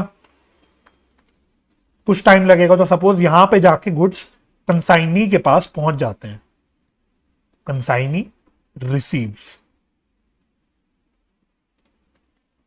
ठीक है, तो जब गुड्स यहां पे चल रहे थे, इस दौरान हम गुड्स को बोलते हैं वो थे इन ट्रांजिट, इन ट्रांजिट रास्ते में थे। और जब गुड्स रिसीव हो जाते कंसाइनी के पास, तो फिर गुड्स कहां पे चले जाते हैं? गुड्स कंसाइनी के जो भी गोडाउन होता है, जहां पे भी वो अपने सामान को रखता है, वहां पे चले जाते हैं। अब जो हमारा अबनॉर्मल लॉस है, जो हमने अबनॉर्मल लॉस के बारे में समझा, वो अबनॉर्मल लॉस कहीं पे भी हो सकता है। या तो अबनॉर्मल लॉस ट्रांजिट के दौरान भी हो सकता है, या तो हमारा अबनॉर्मल लॉस कंसाइनी के गोडाउन में भी हो सकता है। तो किसी भी पॉइंट ऑफ टाइम पे हो सकता है ना। ऐसा कोई लॉ तो है नहीं ना, कोई रूल है नहीं ना कि जब गुड्स रास्ते में होंगे तभी नुकसान होगा, या गुड्स जब गोडाउन में पड़े होंगे तभी उसका नुकसान होगा। नुकसान तो कभी भी हो सकता है, आग कभी भी लग सकती है। तो उस केस में हमें थोड़ा सा केयरफुल रहना है। जब नुकसान इन ट्रांजिट हो, गुड्स का नुकसान जब इन ट्रांजिट हो, तो हम लोग जो कंसाइनी का डायरेक्ट एक्सपेंस है वो इंक्लूड जनरली नहीं करते। जनरली हम कंसाइनी का डायरेक्ट एक्सपेंस इंक्लूड नहीं करते जब गुड्स इन ट्रांजिट हो। उसका रीजन क्या है? उसका रीजन भी मैं बता देता हूं। सपोज ऐसी बोल रहे हैं, उदाहरण के तौर पे 1000 यूनिट्स के कुछ गुड्स हमने भेजे थे और रास्ते में 200 यूनिट्स का अबनॉर्मल लॉस हो गया, तो कंसाइनी के पास नेट पे कितना सामान पहुंचेगा? अगर 1000 रुपए भेजे थे हमने और उसमें से 200 का अबनॉर्मल लॉस हो गया, तो कंसाइनी के पास 800 यूनिट ही पहुंचेंगे। अब कंसाइनी जो भी अपने क्या कहते हैं, नॉन रिकरिंग एक्सपेंस करता है, डायरेक्ट एक्सपेंस करता है, तो जनरली किस नेचर के एक्सपेंस होता है? वो या तो हो सकता है कुछ ऑक्ट्रॉय टैक्स वगैरह पे करे, कोई कस्टम ड्यूटी पे कर सकता है, इस प्रकार के कोई खर्चे कर सकता है पे, है ना। या तो वो अपने कुछ लोकल कार्टेज के एक्सपेंस पे कर सकता है। लोकल कार्टेज एक्सपेंस मतलब कि ट्रक ने जहां तक पहुंचा दिया वहां से लेके अपने गोडाउन तक पहुंचाने का जो रिक्शा वाले का भाड़ा है, उसको मैं बोल लूंगा कार्टेज, है ना। एक हो गया ट्रक ने जो एक शहर से दूसरे शहर में गुड्स पहुंचाने के लिए जो खर्चा लिया, वो हो गया फ्रेट। और जो खर्चा कंसाइनी को करना पड़ा, भाई अब ऐसा तो है नहीं, ट्रक जरूरी नहीं कि बिल्कुल गोडाउन तक लाके छोड़ेगा सामान। हो सकता है ट्रक वाला बोले कि भाई मैं तो यहीं तक सामान लाके छोड़ूंगा, यहां से आप अपने पास लेके आ जाओ। तो रिक्शे वाले को जो लोकल ट्रांसपोर्ट का खर्चा या कोई रिक्शे वाले को जो लोकल भाड़े का खर्चा देना पड़ता है, उसको मैं कार्टेज बोल देता हूं। तो कंसाइनी बोलेगा कि भाई देखो मेरे पास तो 800 रुपए ही पहुंचे ना, मेरे पास सॉरी 800 यूनिट्स के गुड्स पहुंचे, तो जो भी कंसाइनी खर्चा करेगा वो करेगा अल्टीमेटली 800 यूनिट पे, पूरे 1000 यूनिट पे तो करेगा ही नहीं, क्योंकि 200 यूनिट तो यहीं पे खत्म हो गए थे। इसलिए जनरली क्या होता है कि मैंने बोला एज अ जनरल रूल कि जो कंसाइनी का जो नॉन सेलिंग एक्सपेंस या नॉन रिकरिंग एक्सपेंस या डायरेक्ट एक्सपेंस कुछ भी बोल लो, उसको हम लोग नहीं इंक्लूड करते अपने अबनॉर्मल लॉस के वैल्यू में जब वो इन ट्रांजिट होता है। लेकिन मैंने एक पॉइंट स्टार डाल के लिखा, freight incurred bye consignee will be included. अगर सपोज कंसाइनी फ्रेट का खर्चा इनकर करता है, फ्रेट का खर्चा मतलब इस शहर से लेके दूसरे शहर तक ले जाने का जो ट्रक वाले का खर्चा है, वो खर्चा अगर कंसाइनी करता है तो वो खर्चा हमें इंक्लूड करना पड़ेगा। उसका रीजन क्या है? क्योंकि फ्रेट का जो खर्चा ट्रक वाला लेगा वो तो पूरे 1000 यूनिट पे लेगा ना, वो तो पूरे 1000 यूनिट पे लेगा। जो ट्रक वाला खर्चा लेगा 1000 यूनिट पे लेगा। सपोज कंसाइनी कोई पैकिंग का खर्चा करता है, पैकिंग का एक्सपेंस लेता है, तो वो पैकिंग का एक्सपेंस भी पूरे 1000 यूनिट पे ही होगा। तो अगर कोई फ्रेट या पैकिंग का एक्सपेंस कंसाइनी इनकर करता है तो वो पूरे 1000 यूनिट पे कर रहा है। इसलिए मैंने बोला कि अगर कंसाइनी फ्रेट का खर्चा कर रहा है तो उसको हम इंक्लूड करेंगे, कि रीजन भी क्योंकि वो जो खर्चा वो करेगा वो इंक्लूडिंग दिस 200 यूनिट करेगा। ठीक है, तो जब क्वेश्चन की कहानी पढ़ेंगे, मैं आपको जब क्वेश्चन कराऊंगा तो कहानी पढ़ के हमको थोड़ा सा अपना कॉमन सेंस अप्लाई करके डिटरमाइन करना पड़ेगा कि भाई ये जो खर्चा है कंसाइनी ने जो किया है वो किया है कि नहीं किया है, मतलब वो इंक्लूड होगा कि नहीं होगा अगर कोई नुकसान हमारा इन ट्रांजिट हुआ है। ठीक है, तो क्वेश्चन के दौरान हमें थोड़ा सा अपना जजमेंट और कॉमन सेंस अप्लाई करना पड़ेगा। अब जो दूसरा नुकसान हुआ वो हुआ मेरे कंसाइनी के गोडाउन पे। तो भाई जो कंसाइनी के गोडाउन पे नुकसान हुआ तो वो तो इस 800 में से कोई नुकसान होगा ना। तो जब अगर मेरे सपोज ये 200 यूनिट तो इन ट्रांजिट खत्म हो गए थे और 800 यूनिट मेरे कंसाइनी के गोडाउन में गए, इस 800 यूनिट में से 100 यूनिट का और नुकसान हो गया। तो जब ये 100 यूनिट के नुकसान की वैल्यू मैं निकालूंगा तब तो भाई क्योंकि खर्चा कर ही चुका है मेरा जो कंसाइनी है वो खर्चा इस पूरे 800 यूनिट पे उसने किया था और ये 100 यूनिट इस 800 यूनिट के अंदर ही इंक्लूडेड है, तो उसने कहीं ना कहीं ये खर्चा इन 100 यूनिट पे भी करा हुआ होगा। इसलिए हमने बोला कि अगर कंसाइनी के गोडाउन पे कोई नुकसान होता है तो कंसाइनी के सारे डायरेक्ट एक्सपेंस हमको इंक्लूड करने पड़ते हैं। ठीक है, तो हमको देखना पड़ेगा कि हमारे क्वेश्चन में नुकसान कहां हो रहा है, इन ट्रांजिट हो रहा है या गोडाउन पे हो रहा है, और अल्टीमेटली अकॉर्डिंगली हमको डिसाइड करना पड़ेगा कि कंसाइनी का हमें खर्चा लेना है कि नहीं लेना है। राइट, तो ये कॉन्सेप्ट है इसके पीछे। बाकी जब क्वेश्चन करेंगे तो क्वेश्चन की हेल्प से और अच्छी क्लैरिटी आपको मिल जाएगी। तो मुद्दे का जो मेरा करक्स हो गया, करक्स इतना हो गया, तो इस पॉइंट को अब आपको मेरे साथ साथ एक नोट और लिखना है। अभी मेरी डिस्कशन खत्म नहीं हुई है ना, अभी मेरी डिस्कशन खत्म नहीं हुई है, एक छोटी सी डिस्कशन आपके साथ और करनी है। तो एक नोट और अब मेरे साथ साथ लिखना, पहले लिखना फिर इसको भी समझ लेंगे। In case there is both abnormal and normal loss,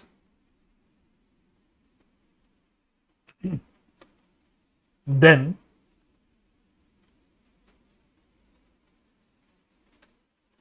effect will be first given to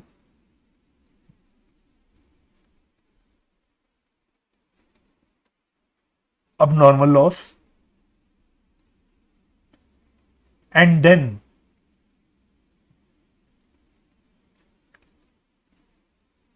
normal loss will be adjusted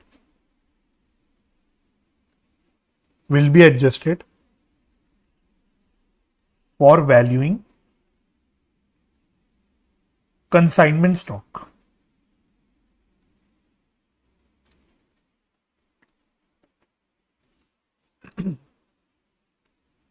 In other words,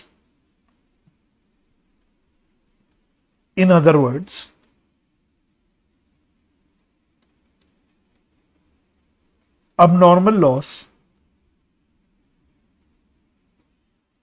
will not affect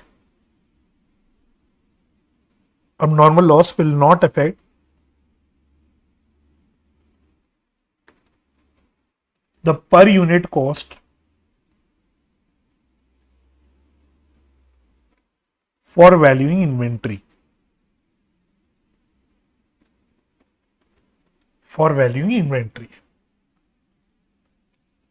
तो ये लिख लेना। कुछ समझ नहीं आया होगा, बिल्कुल भी समझ नहीं आया होगा कि क्या लिख दिया ये, तो कोई दिक्कत नहीं। ये भी मैं आपको एक छोटे से एग्जाम्पल की हेल्प से बता देता हूं। अगेन आपके स्टडी मटेरियल का एग्जाम्पल उठा रहा हूं, लेकिन इसका मतलब ये नहीं कि आपको इसको नोट नहीं करोगे, आपको उसको नोट करना है। तो अपना लास्ट एग्जाम्पल ले लेते हैं और फिर मेरा पूरा कॉन्सेप्ट का डिस्कशन खत्म हो जाएगा। ठीक है, तो अगला एग्जाम्पल लिखना, एग्जाम्पल नंबर, कंटिन्यूएशन में चल रहे हैं तो 2 एग्जाम्पल मैं करवा चुका, ये हो गया मेरा example number 3, last example of this concept. ठीक है, और इस एग्जाम्पल को आप लोग इंपॉर्टेंट मार्क कर लेना। ये एग्जाम्पल आपको अच्छे से करके जरूर जाना है अपने एग्जाम के लिए। तो लिखना 10,000 kgs of apple was consigned.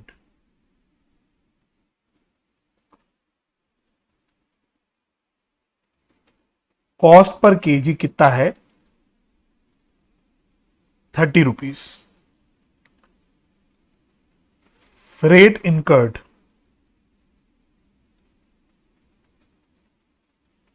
Bye consignor, तो फ्रेट कितना इनकर करा कंसाइनर ने? 40,000 का।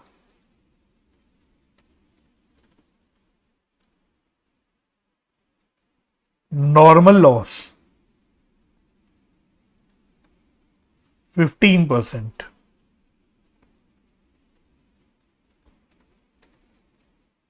अब normal loss 500 kgs। Calculate the value of abnormal loss and unsold stock।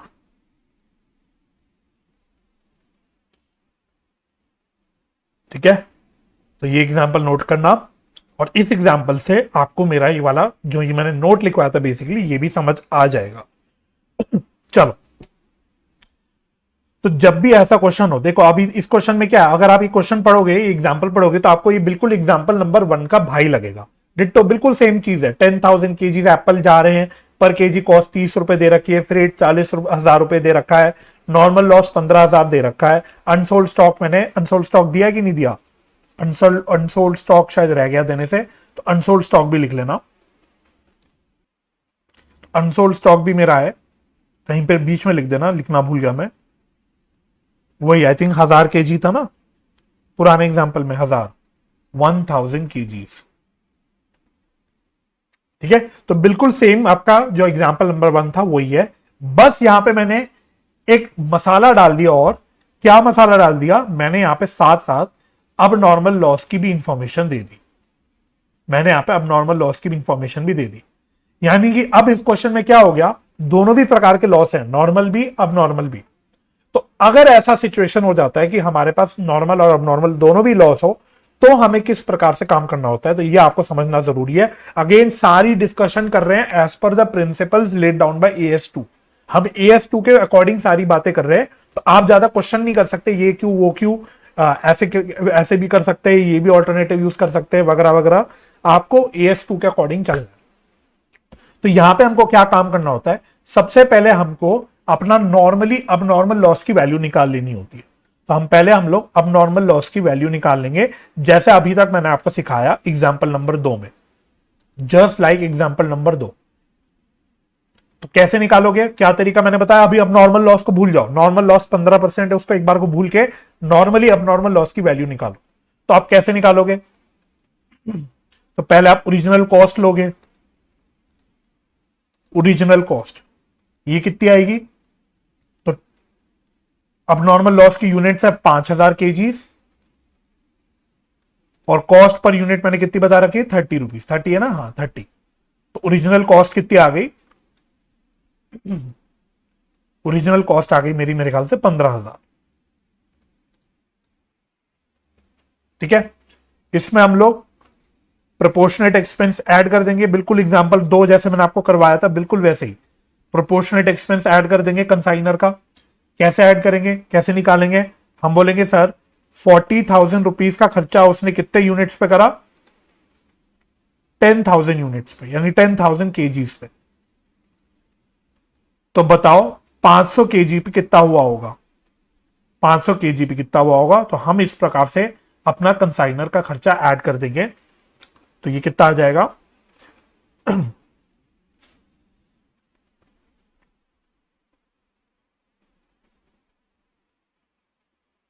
ये आ जाएगा आपका 4 इंटू 5 2,000 रुपए, है ना, 2,000 आ जाएगा। तो मेरा टोटल कॉस्ट आ जाएगा निकल के, अब नॉर्मल लॉस की वैल्यू निकल के आ जाएगी 17,000। ठीक है, कितने कितने केजीज का लॉस है, 500 केजीज का लॉस है। यहां से रुपीस का साइन हटा देना, ये 500 केजीज का लॉस। तो ये आपका नॉर्मल हो गया अब नॉर्मल लॉस की कैलकुलेशन का तरीका, जो आपने एग्जाम्पल नंबर 2 में भी करा। अब नेक्स्ट जब हम इन्वेंट्री की वैल्यू निकालेंगे, जब हम लोग इन्वेंट्री की वैल्यू निकालेंगे, तो देखो अब हमें काम कैसे करना होगा। तो एक छोटी सी टेबल टाइप हम बनाएंगे, हम बोलेंगे रुपीस और यूनिट्स, रुपीस और यूनिट्स। तो बहुत केयरफुली करना कैसे आपको करना होगा। आपको सबसे पहले लेना है, ओरिजिनली हमने 10,000 केजीज कंसाइन करे थे, जिसकी टोटल कॉस्ट कितनी है, तो टोटल कॉस्ट आप निकाल लो, वही 3 लाख आई थी कॉस्ट, प्लस 40,000 रुपए का आपका फ्रेट था। तो टोटल 3,40,000 था, जो हमने एग्जाम्पल नंबर 1 में भी कैलकुलेट किया था। ठीक है, तो 3,40,000 रुपए की मेरी टोटल कॉस्ट आई थी, including expense, including proportionate expense, right. इसमें से मेरा 500 केजी का अब नॉर्मल लॉस हो गया। ठीक है, हम ऐसा कर क्यों रहे, ये आपको करने के बाद समझ आएगा। तो अभी आप लोग सिर्फ कर लेना कैसे करना है, और जब करके मैं इसको कुछ टैली करवाऊंगा इसको, तब आपको समझ आएगा हम ऐसा क्यों कर रहे हैं, या AS2 आपको ऐसा करने क्यों बोलता है। ठीक है, तो 500 केजी इसमें से हमने माइनस किया और इसकी वैल्यू हमने कितनी निकाली थी? 17,000 की वैल्यू निकाली थी। तो ये कितना आ गया वैल्यू? ये हटाने के बाद मेरे ख्याल से आ जाएगा 3,23,000। तो ये 3,23,000 वैल्यू हो गई मेरी 9,500 केजीज की। ठीक है, तो ये हो गया मेरा। अब आपका ये समझ लो, इतना करने के बाद जो ये वाला हिस्सा है, ये वाला जो हिस्सा है यहां से लेके यहां तक का, ये अब आपका एग्जाम्पल नंबर 1 बन गया। अब इसको ऐसे ट्रीट करो, एग्जाम्पल नंबर 1 बन गया। ठीक है, तो हम बेसिकली एग्जाम्पल 3 को एग्जाम्पल 1 और 2 दोनों में तोड़ के कर रहे हैं। तो पहले मैंने आपको एग्जाम्पल 2 की तरह कराया, आपने इसको पूरा एग्जाम्पल 2 लेके किया, जिसमें आपने नॉर्मल लॉस को थोड़ा सा इग्नोर मार दिया। अब इतना करने के बाद जब ये मेरी इंफॉर्मेशन आ गई कि 9,500 केजी पड़े हैं मेरे पास, जिसकी कॉस्ट है टोटल 3,23,000, ये अब आपका एग्जाम्पल नंबर 1 हो गया। अब आप इसके बाद मतलब नॉर्मल लॉस की ट्रीटमेंट कर सकते हो। तो अब आप क्या करोगे? आप बोलोगे नॉर्मल लॉस कितना आएगा? Normal loss minus normal loss. तो नॉर्मल लॉस मैंने 15% दिया था, तो 9,500 केजी का 15% निकाल लो, कितना आ रहा है? तो 9,500 इंटू 15%, तो ये आ रहा है 1425। 1425। जब मैंने 1425 इसमें से माइनस कर दिए तो मेरे पास बच गए 8,075 केजीज। ये क्या हो गए? इसके लिए मैंने क्या टर्म आपको बताया था? इसके लिए टर्म मैंने आपको बताया था गुड यूनिट्स। ये हो गए गुड यूनिट्स। तो 8,075 मेरे गुड यूनिट्स हो गए। इसकी कोई कॉस्ट की तो कैलकुलेशन होती नहीं।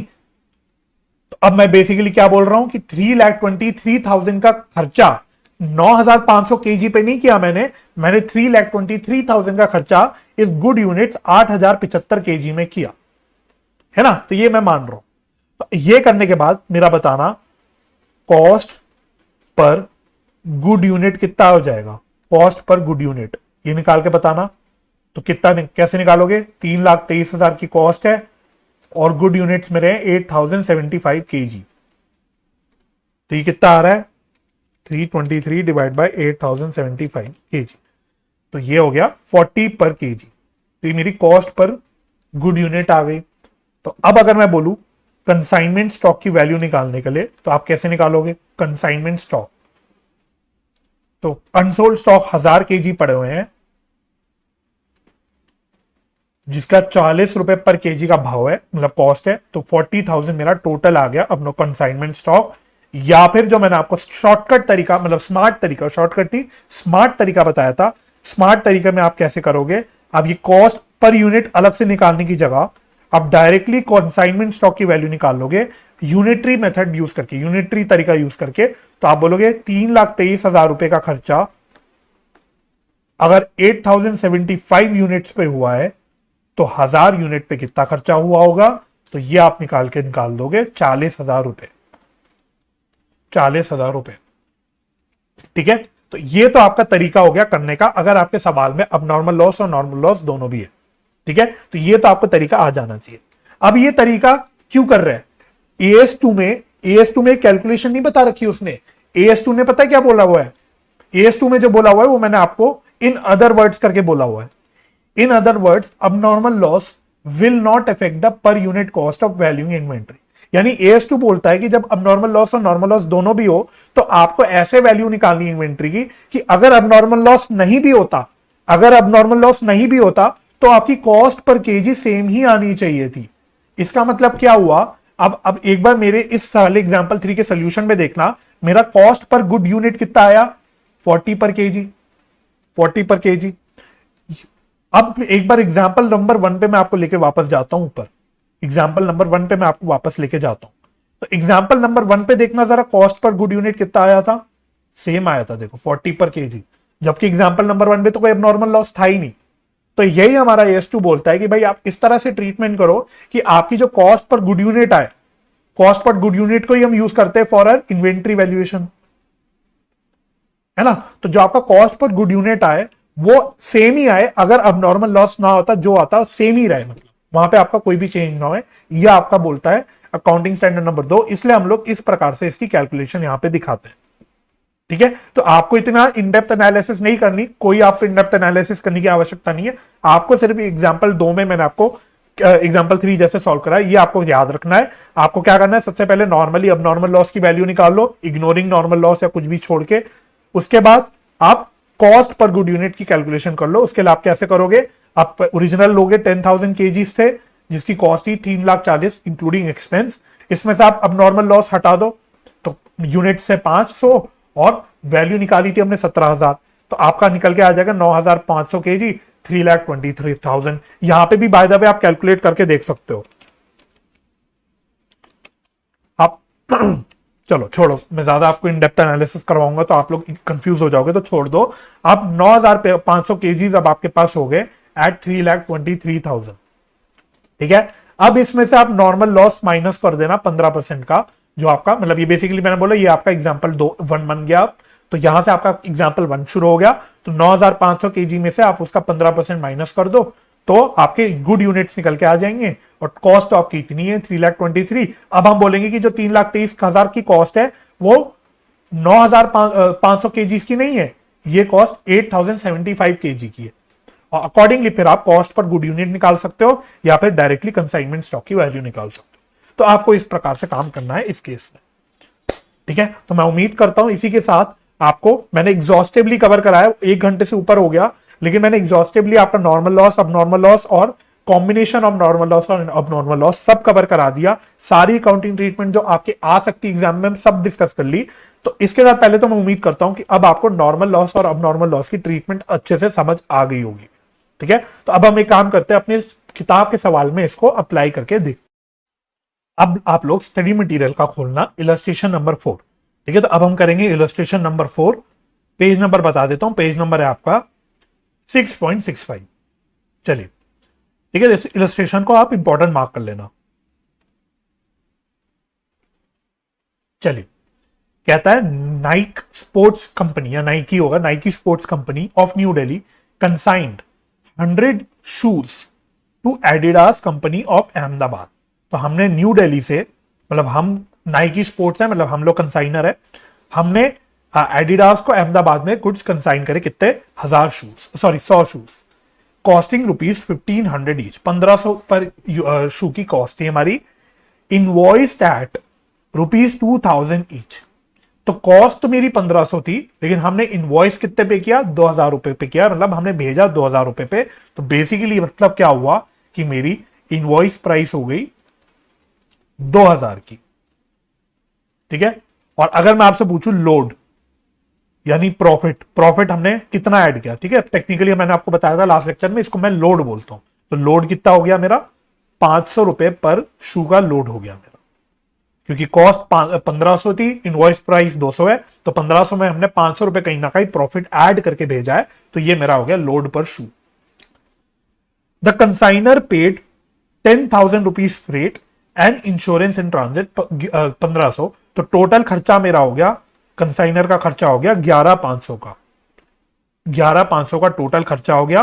तो ये बेसिकली क्या है, नॉन रिकरिंग एक्सपेंस, या जिसको आप डायरेक्ट एक्सपेंस भी बोलते हो।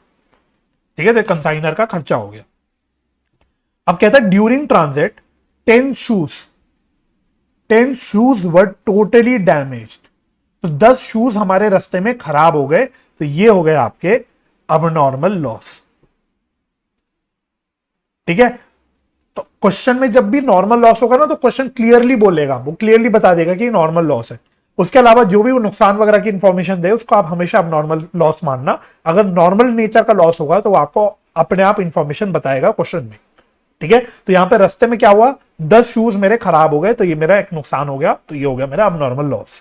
और ध्यान देना, ये लॉस कब हुआ है, ड्यूरिंग ट्रांजिट, यानी जब मेरे गुड्स इन ट्रांजिट थे उस दौरान लॉस हुआ है मेरा। आगे कहता है Adidas company to delivery of remaining shoe. तो एक बार देखना कितनी शू की डिलीवरी उसने ली होगी, तो 100 शूज ने कंसाइन करे थे, जिसमें से रास्ते में 10 शू खराब हो गए, तो रिमेनिंग 90 शू की डिलीवरी ली एडिडास कंपनी ने and paid ₹1530 for octroi duty. जो ये 1,530 रुपए की कुछ ऑक्ट्रॉय ड्यूटी दी, तो ऑक्ट्रॉय ड्यूटी कुछ नहीं है, रास्ते में वैसे तो अब आज के जमाने में ऑक्ट्रॉय बेकार हो गया जीएसटी आने के बाद, लेकिन ऑक्ट्रॉय का मतलब बेसिकली कुछ टैक्स देना पड़ता है जब एक स्टेट से दूसरे स्टेट गुड्स जाते हैं, तो उसको हम बोल देते हैं ऑक्ट्रॉय। तो अब आज के टाइम पे जीएसटी आने के बाद जब बेकार हो गया, लेकिन आपके सवालों में तो वो पूछ सकता है। तो बेसिकली ये क्या है, क्योंकि ये एक डायरेक्ट नेचर का खर्चा है, तो ये मैं इसको बोल दूंगा non recurring expense of consignee, non recurring expense of consignee. एक मिनट देना, ठीक है। तो नॉन रिकरिंग एक्सपेंस या डायरेक्ट एक्सपेंस हो गया कंसाइनी का। तो 1530 रुपए का एक ऑक्ट्रॉय ड्यूटी का खर्चा हो गया। अब यहां पे आपको थोड़ा सा केयरफुल रहना है, मैं आपको पहले ही बता दे रहा हूं, जो ये 1530 रुपए का खर्चा करा एडिडास ने यानी कंसाइनी ने, वो कितने यूनिट्स पे करा, 100 शूज पे नहीं करा।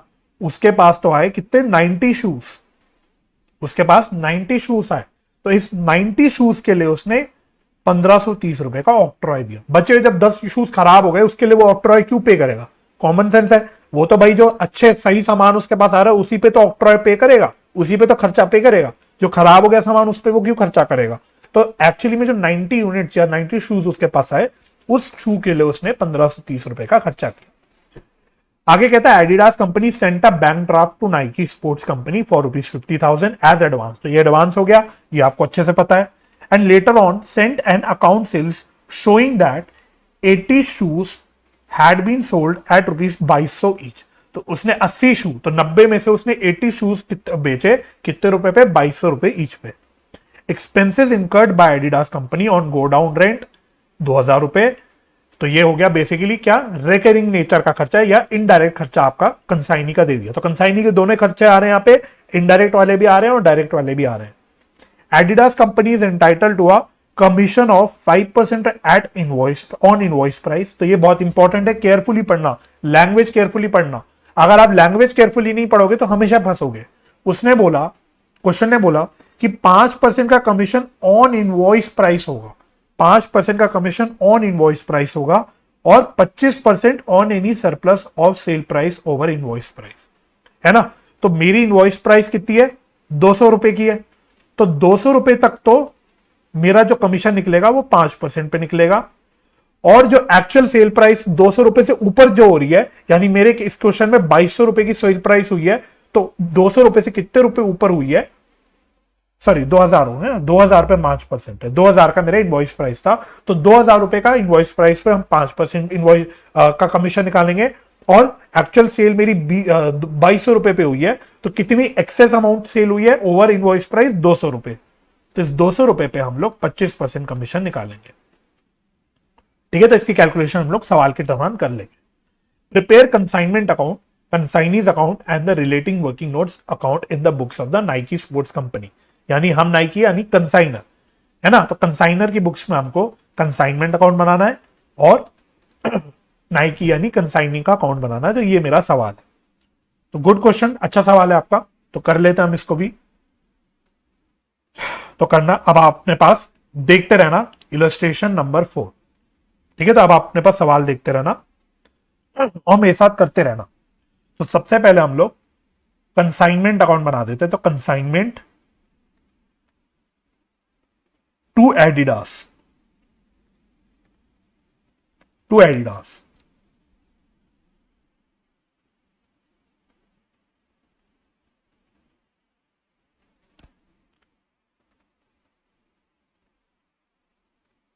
ठीक है। तो इसका हम लोग अकाउंट का एक ढांचा बना देते हैं।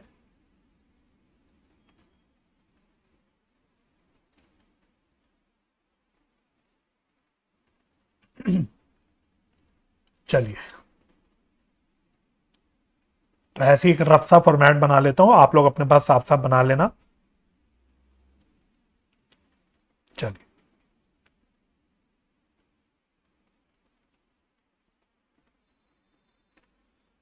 ठीक है। ये हो गया मेरा डेबिट साइड, ये हो गया मेरा क्रेडिट साइड। तो सबसे पहले हम क्या लिखते हैं, to goods sent on consignment, to goods sent on consignment. तो कितने गुड्स हमने भेजे, तो कितने गुड्स हमने यहां पे भेजे, यहां पे हमने भेजे 100 शूज, कितने रुपए पे, कितने इनवॉइस प्राइस पे, ध्यान से देखना हमने इनवॉइस प्राइस पे भेजे तो 2000 रुपए पे भेजे। तो यहां आती है मेरी इनवॉइस प्राइस। तो यहां अमाउंट कितना आ जाएगा, 2 लाख। ठीक है, और अब आप लोग इस पे लोड निकालना सीख चुके हो, अब आप लोड हटाना सीख चुके हो। तो अब हम हाथ के हाथ, क्योंकि यहां पे हमने इनवॉइस प्राइस लिखा है, तो हम हाथ के हाथ यहां पे इस इनवॉइस प्राइस में से लोड या छुपा हुआ जो प्रॉफिट है उसको निकाल के बाहर कर देते हैं। तो हम यहां पे डाल देंगे by good sent on consignment, और इसकी कैलकुलेशन बहुत सिंपल है, पर यूनिट आपको दे रखा है तो कोई दिक्कत नहीं होगी। तो 100 यूनिट्स हमने भेजे थे और पर यूनिट 500 रुपए का लोड है, 500 रुपए का लोड है, ये मैंने आपको बता दिया था। तो ये हो गया आपका 50,000, 50,000। ठीक है, अब खर्चे हुए कंसाइनर के, तो वो आ जाएगा बैंक अकाउंट में, टू बैंक अकाउंट एक्सपेंस। तो टोटल लिख रहा हूं 10,000 का फ्रेट है और 1,500 रुपए का इंश्योरेंस है, तो टोटल खर्चा हो गया 11,500 का। ठीक है, सिमिलरली फिर खर्चे हमारे कंसाइनी ने भी करे, तो एडिडास अकाउंट। ठीक है, ये मैं इसके खर्चे लिख लेता हूं, तो खर्चे तोड़ तोड़ के लिख लेता हूं क्योंकि इंपॉर्टेंट है। एक तो उसने ऑक्ट्रॉय पे किया, ऑक्ट्रॉय ड्यूटी पे करा, ऑक्ट्रॉय ड्यूटी कितने का पे किया, 1530 का। और इसके अलावा उसने गोडाउन रेंट पे किया, गोडाउन रेंट, गोडाउन रेंट कितने का पे किया उसने, 2,000 का। तो टोटल कितना खर्चा पे किया उसने, 3530।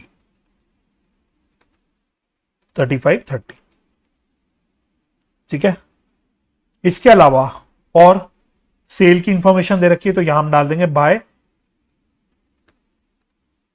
एडिडास अकाउंट, ये सेल्स है।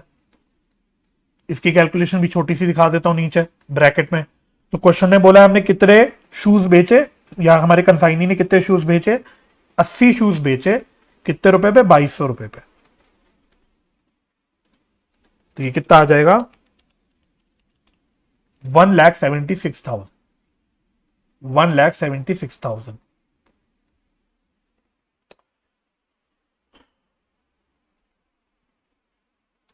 अब जब शूज बेच दिए उसने, तो जब बेचा तो कुछ कमीशन भी कमाया होगा। मैं इसको एक्सटेंड कर देता हूं 1 मिनट।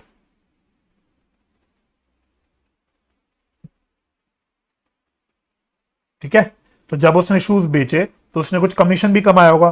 तो टू एडिडास अकाउंट, ब्रैकेट में लिख रहा हूं कमीशन, और इसकी कैलकुलेशन मैं अलग से आपको दिखा देता हूं। इसकी calculation ideally you should show in working note.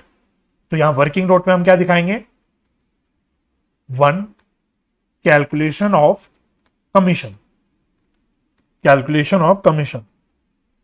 अब इसकी कमीशन की कैलकुलेशन कैसे होगी, तो बहुत ध्यान से देखना। उसने बोला था इनवॉइस प्राइस पे तो हम 5% ही कमीशन देंगे, तो on invoice price, on invoice price,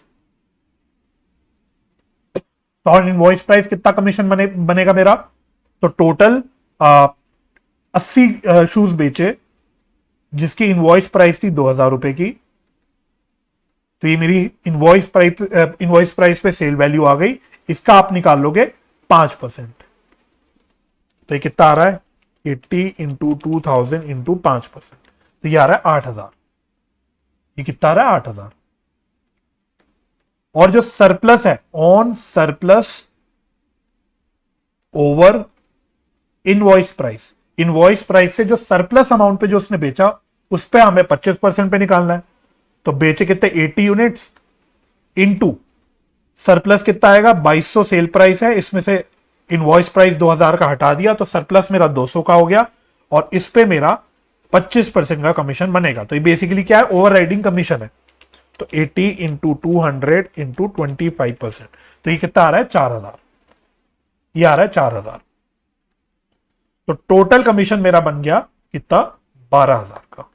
this is my total commission. तो एक तो ये इंपॉर्टेंट था इसमें समझने के लिए कि आप कमीशन कैसे निकालोगे। तो आ जाओ, यहां हम डाल देते कमीशन 12,000। ठीक है, ये हो गया। उसके बाद अब क्वेश्चन में अब नॉर्मल लॉस की इंफॉर्मेशन दे रखी है, क्वेश्चन में उसने अब नॉर्मल लॉस की इंफॉर्मेशन दिया है। पहले तो देख लो इंश्योरेंस क्लेम वगैरह की कोई इंफॉर्मेशन नहीं है, तो उसका तो यहां पे झंझट नहीं है। तो अब आपको क्या करना है, अब आपको यहां पे अब नॉर्मल लॉस डाल देना है। बाय अब नॉर्मल लॉस। अब नॉर्मल लॉस की जगह उसने कैसे बोला हुआ, लॉस कैसे हुआ हमारा, अच्छा नहीं बताया ना, तो ठीक है चलो मैं अब नॉर्मल लॉस ही लिख लेता हूं। ठीक है, तो इसकी हमने कैलकुलेशन करेंगे वही वर्किंग नोट में। आ जाओ, working note number 2, calculation of अब नॉर्मल लॉस, कैलकुलेशन ऑफ अब नॉर्मल लॉस। तो ध्यान से, पहले कॉस्ट कितनी आएगी, कॉस्ट कितनी आएगी तो आराम से करना। टोटल हमने 100 शूज बेचे थे जिसकी कॉस्ट कितनी थी, ध्यान से। अब एक बात का केयरफुल रहना है, यहां पे मैंने आपको लिखवाया भी था और बताया भी था कि जब हम अब नॉर्मल लॉस की कैलकुलेशन करते हैं वो हमेशा कॉस्ट पे करते हैं। अगर इवन अगर क्वेश्चन में इनवॉइस प्राइस पे गुड्स गए हैं उस तब भी हम लोग जो कॉस्ट की सॉरी अब नॉर्मल लॉस की कैलकुलेशन करते हैं वो एट कॉस्ट ही करते हैं। तो यहां पे आपको गुमराह नहीं होना, कंफ्यूज नहीं होना। यहां पे उठा के आपको इनवॉइस प्राइस नहीं लेनी, यहां पे तो आपको कॉस्ट ही लेनी है। तो कॉस्ट कितनी बता रखी थी क्वेश्चन में, 1500 रुपए की, है ना। तो ये हो गया इंटू ₹15। तो 100 अच्छा नहीं सॉरी, अब नॉर्मल लॉस की यूनिट्स तो 10 ही यूनिट्स है ना, तो 10 ही लेंगे हम लोग। चलो, तो ये हो गया 15,000, 15,000। अच्छा, इसके अलावा plus consignor's expense, proportionate consignor के खर्चे भी ऐड करेंगे, तो ये भी ध्यान से करना। तो कंसाइनर ने टोटल कितना खर्चा किया हुआ है, 11,500 का। ये हमने लिया था, अपने कंसाइनमेंट अकाउंट में भी डाल रखा है। तो 11,500 का उसने खर्चा कर रखा है, लेकिन ये 11,500 का खर्चा उसने 100 शूज के लिए करा है। 11,500 का खर्चा 100 यूनिट शूज के लिए करा है। तो बताओ 10 शूज के लिए कितना खर्चा करा होगा, सिंपल। तो ये आ जाएगा आपका कितना, 1150, शायद 1150। तो मेरा अब नॉर्मल लॉस आ जाएगा 16,150, 16,150। अब यहां पे सेम, यहां पे आपका इवन दो कंसाइनी का भी कोई डायरेक्ट एक्सपेंस दे रखा है, आपका कंसाइनी का भी डायरेक्ट एक्सपेंस दे रखा है, लेकिन ये मैंने आपके साथ ऑलरेडी डिस्कस कर लिया था। जो कंसाइनी का डायरेक्ट एक्सपेंस दे रखा है वो किसका दे रखा है, ऑक्ट्रॉय ड्यूटी का दे रखा है।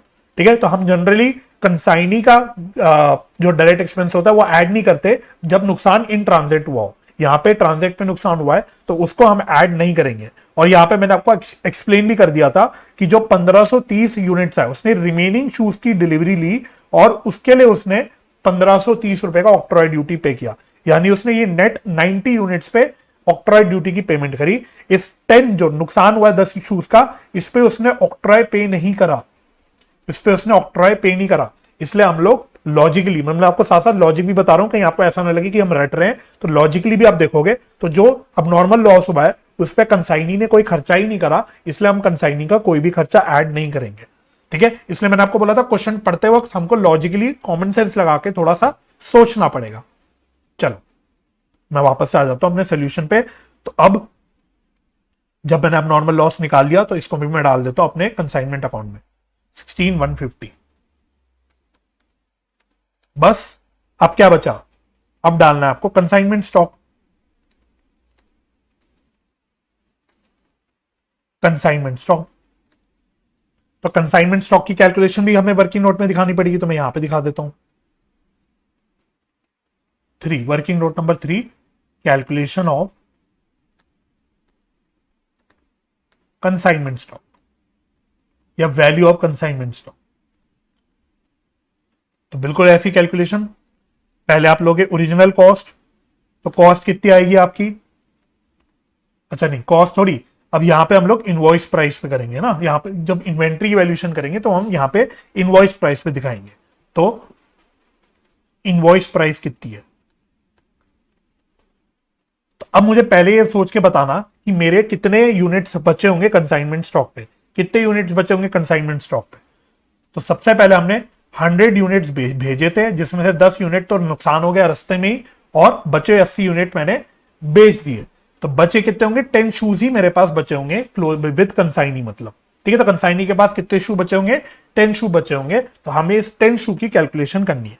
चलो, तो अब इनवॉइस प्राइस निकालो इसका। तो इनवॉइस प्राइस कितना आएगा, तो 10 शूज पे 2,000 रुपए पर यूनिट का इनवॉइस प्राइस है, तो ये आ जाएगा 20,000, ये आ जाएगा 20,000 plus proportionate consignors expense, proportionate consignors expense. तो कंसाइनर ने कितना खर्चा किया था, तो ये ऑलरेडी डिस्कस कर चुके, उसने टोटल 11,500 का खर्चा किया था। ये खर्चा उसने कितने पे किया था, ये खर्चा किया था उसने 100 शूज पे, तो टोटल 10 शूज पे कितना खर्चा किया होगा, तो ये आ गया 1150, ये आ गया 1150।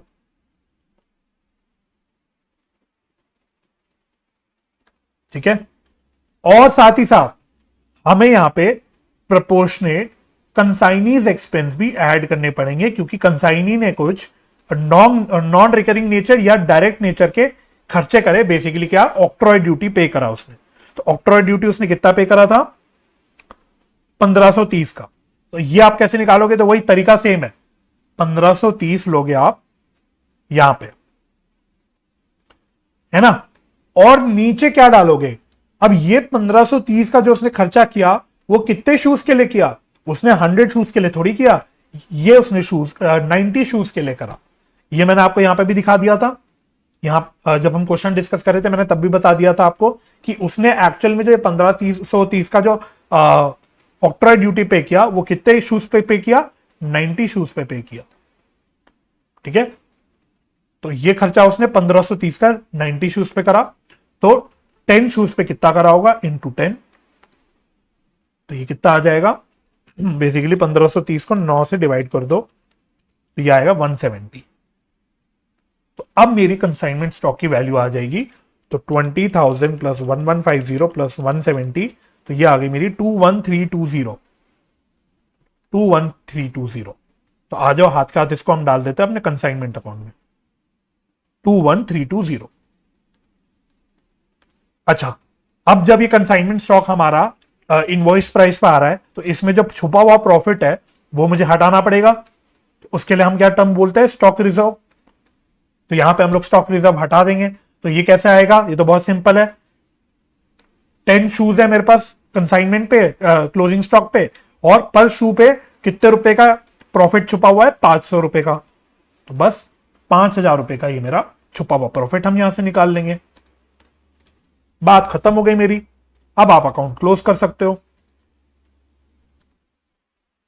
तो टोटलिंग मेरे ख्याल से डेबिट साइड का ही टोटल ज्यादा आ रहा होगा, डेबिट साइड का टोटल मेरे ख्याल से ज्यादा आ रहा है। तो टोटल कर लेता हूं, 50 176 16 150 21320 प्लस, बस हो गया, ये हो गया 263 470, 263 470।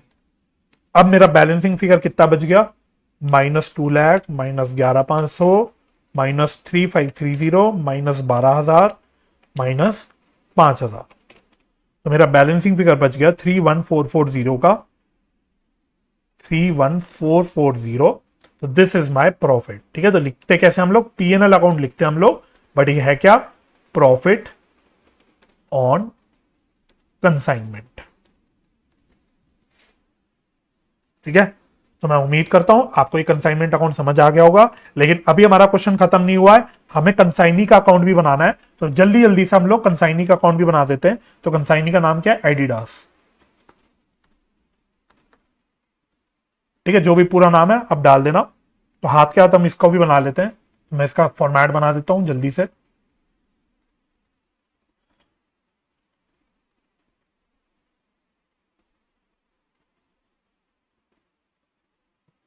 तो ये तो बहुत छोटा सा और फटाफट बनेगा, इसमें तो कुछ कैलकुलेशन वगैरह करनी नहीं, इसमें खाली पोस्टिंग करनी है हमको। ठीक है, चलो तो पहली पोस्टिंग कर लेते हैं हम लोग, बस कंसाइनमेंट अकाउंट से उठाते रहना। उससे पहले लेकिन एक इंफॉर्मेशन बोली थी क्वेश्चन में कि उसने हमें स्टार्टिंग में ही एक कुछ एडवांस दे दिया था। कितने रुपए का एडवांस दिया था, 50,000 रुपए का उसने एडवांस दे दिया था। तो पहले मैं एडवांस की यहाँ पे इंफॉर्मेशन डाल देता हूँ, नहीं तो मिस हो जाएगी। By bank account advance,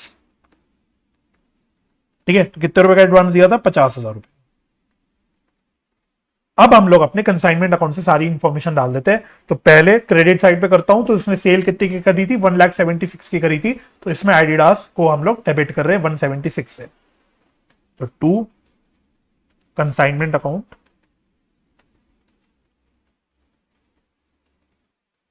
176। ठीक है, फिर हमने क्रेडिट कर रखा है एडिडास कंपनी को कितने रुपए से, एक ये कर रखा है, एक ये कर रखा है, तो टोटल कितने से कर रखा है 15,530। ठीक है, तो मैं डायरेक्टली टोटल फिगर डाल देता हूं यहां पे, तो बाय कंसाइनमेंट अकाउंट 15,530। बस अब आपका अकाउंट खत्म, तो टोटल आ रहा है 176, यहां का 176, और बैलेंसिंग फिगर कितनी बच रही है 176 में से 65,530 माइनस कर दो, तो बैलेंसिंग फिगर बच रही है 1,10,470 की। तो ये हम क्या मान लेंगे, ये हम लिख देंगे बाय बैंक। बेसिकली इसका क्या मतलब है, हम ये मान रहे हैं कि हमारे कंसाइनी ने इसका सेटलमेंट कर दिया। तो मैं लिख देता हूं अज्यूम्ड सेटल, ये हम अज्यूम कर लेते हैं कि अज्यूम है हमारा, मतलब ये हमारा अजम्पशन है कि उसने हमारे को जो नेट में जो पैसा ड्यू था 1,10,470 का, वो उसने सेटल कर लिया होगा, और इस प्रकार से मेरा ये सवाल खत्म हो जाता है। आज के लेक्चर को हम यहीं समाप्त करते हैं। अब आपको क्या करना है, एक तो नॉर्मल लॉस, अब नॉर्मल लॉस का जो मैंने आपके साथ को पूरा कॉन्सेप्ट डिस्कस किया, अकाउंटिंग ट्रीटमेंट डिस्कस किया, उसको अच्छे से रिवाइज कर लेना, और इसके अलावा 2 सवाल आपको खुद करने हैं, इलस्ट्रेशन 3 और प्रैक्टिकल क्वेश्चन नंबर 2। ठीक है, नेक्स्ट लेक्चर में हम लोग पूरा फोकस करेंगे अपनी किताब के सवाल करने में। ठीक है, तो नेक्स्ट क्लास में हमारी कोई भी कॉन्सेप्ट वगैरह नहीं होगा, only thing we will focus on is practicing of questions. तो आप लोगों से मेरी रिक्वेस्ट है, अभी तक जो 3 लेक्चर्स में सारे कॉन्सेप्ट मैंने कराए, इनको अच्छे से स्ट्रॉन्ग कर लेना, ताकि नेक्स्ट लेक्चर में जब मैं आपके साथ सवाल करूं तो आपको वो करने में मजा आए और आपको सारी चीजें क्लियर रहे।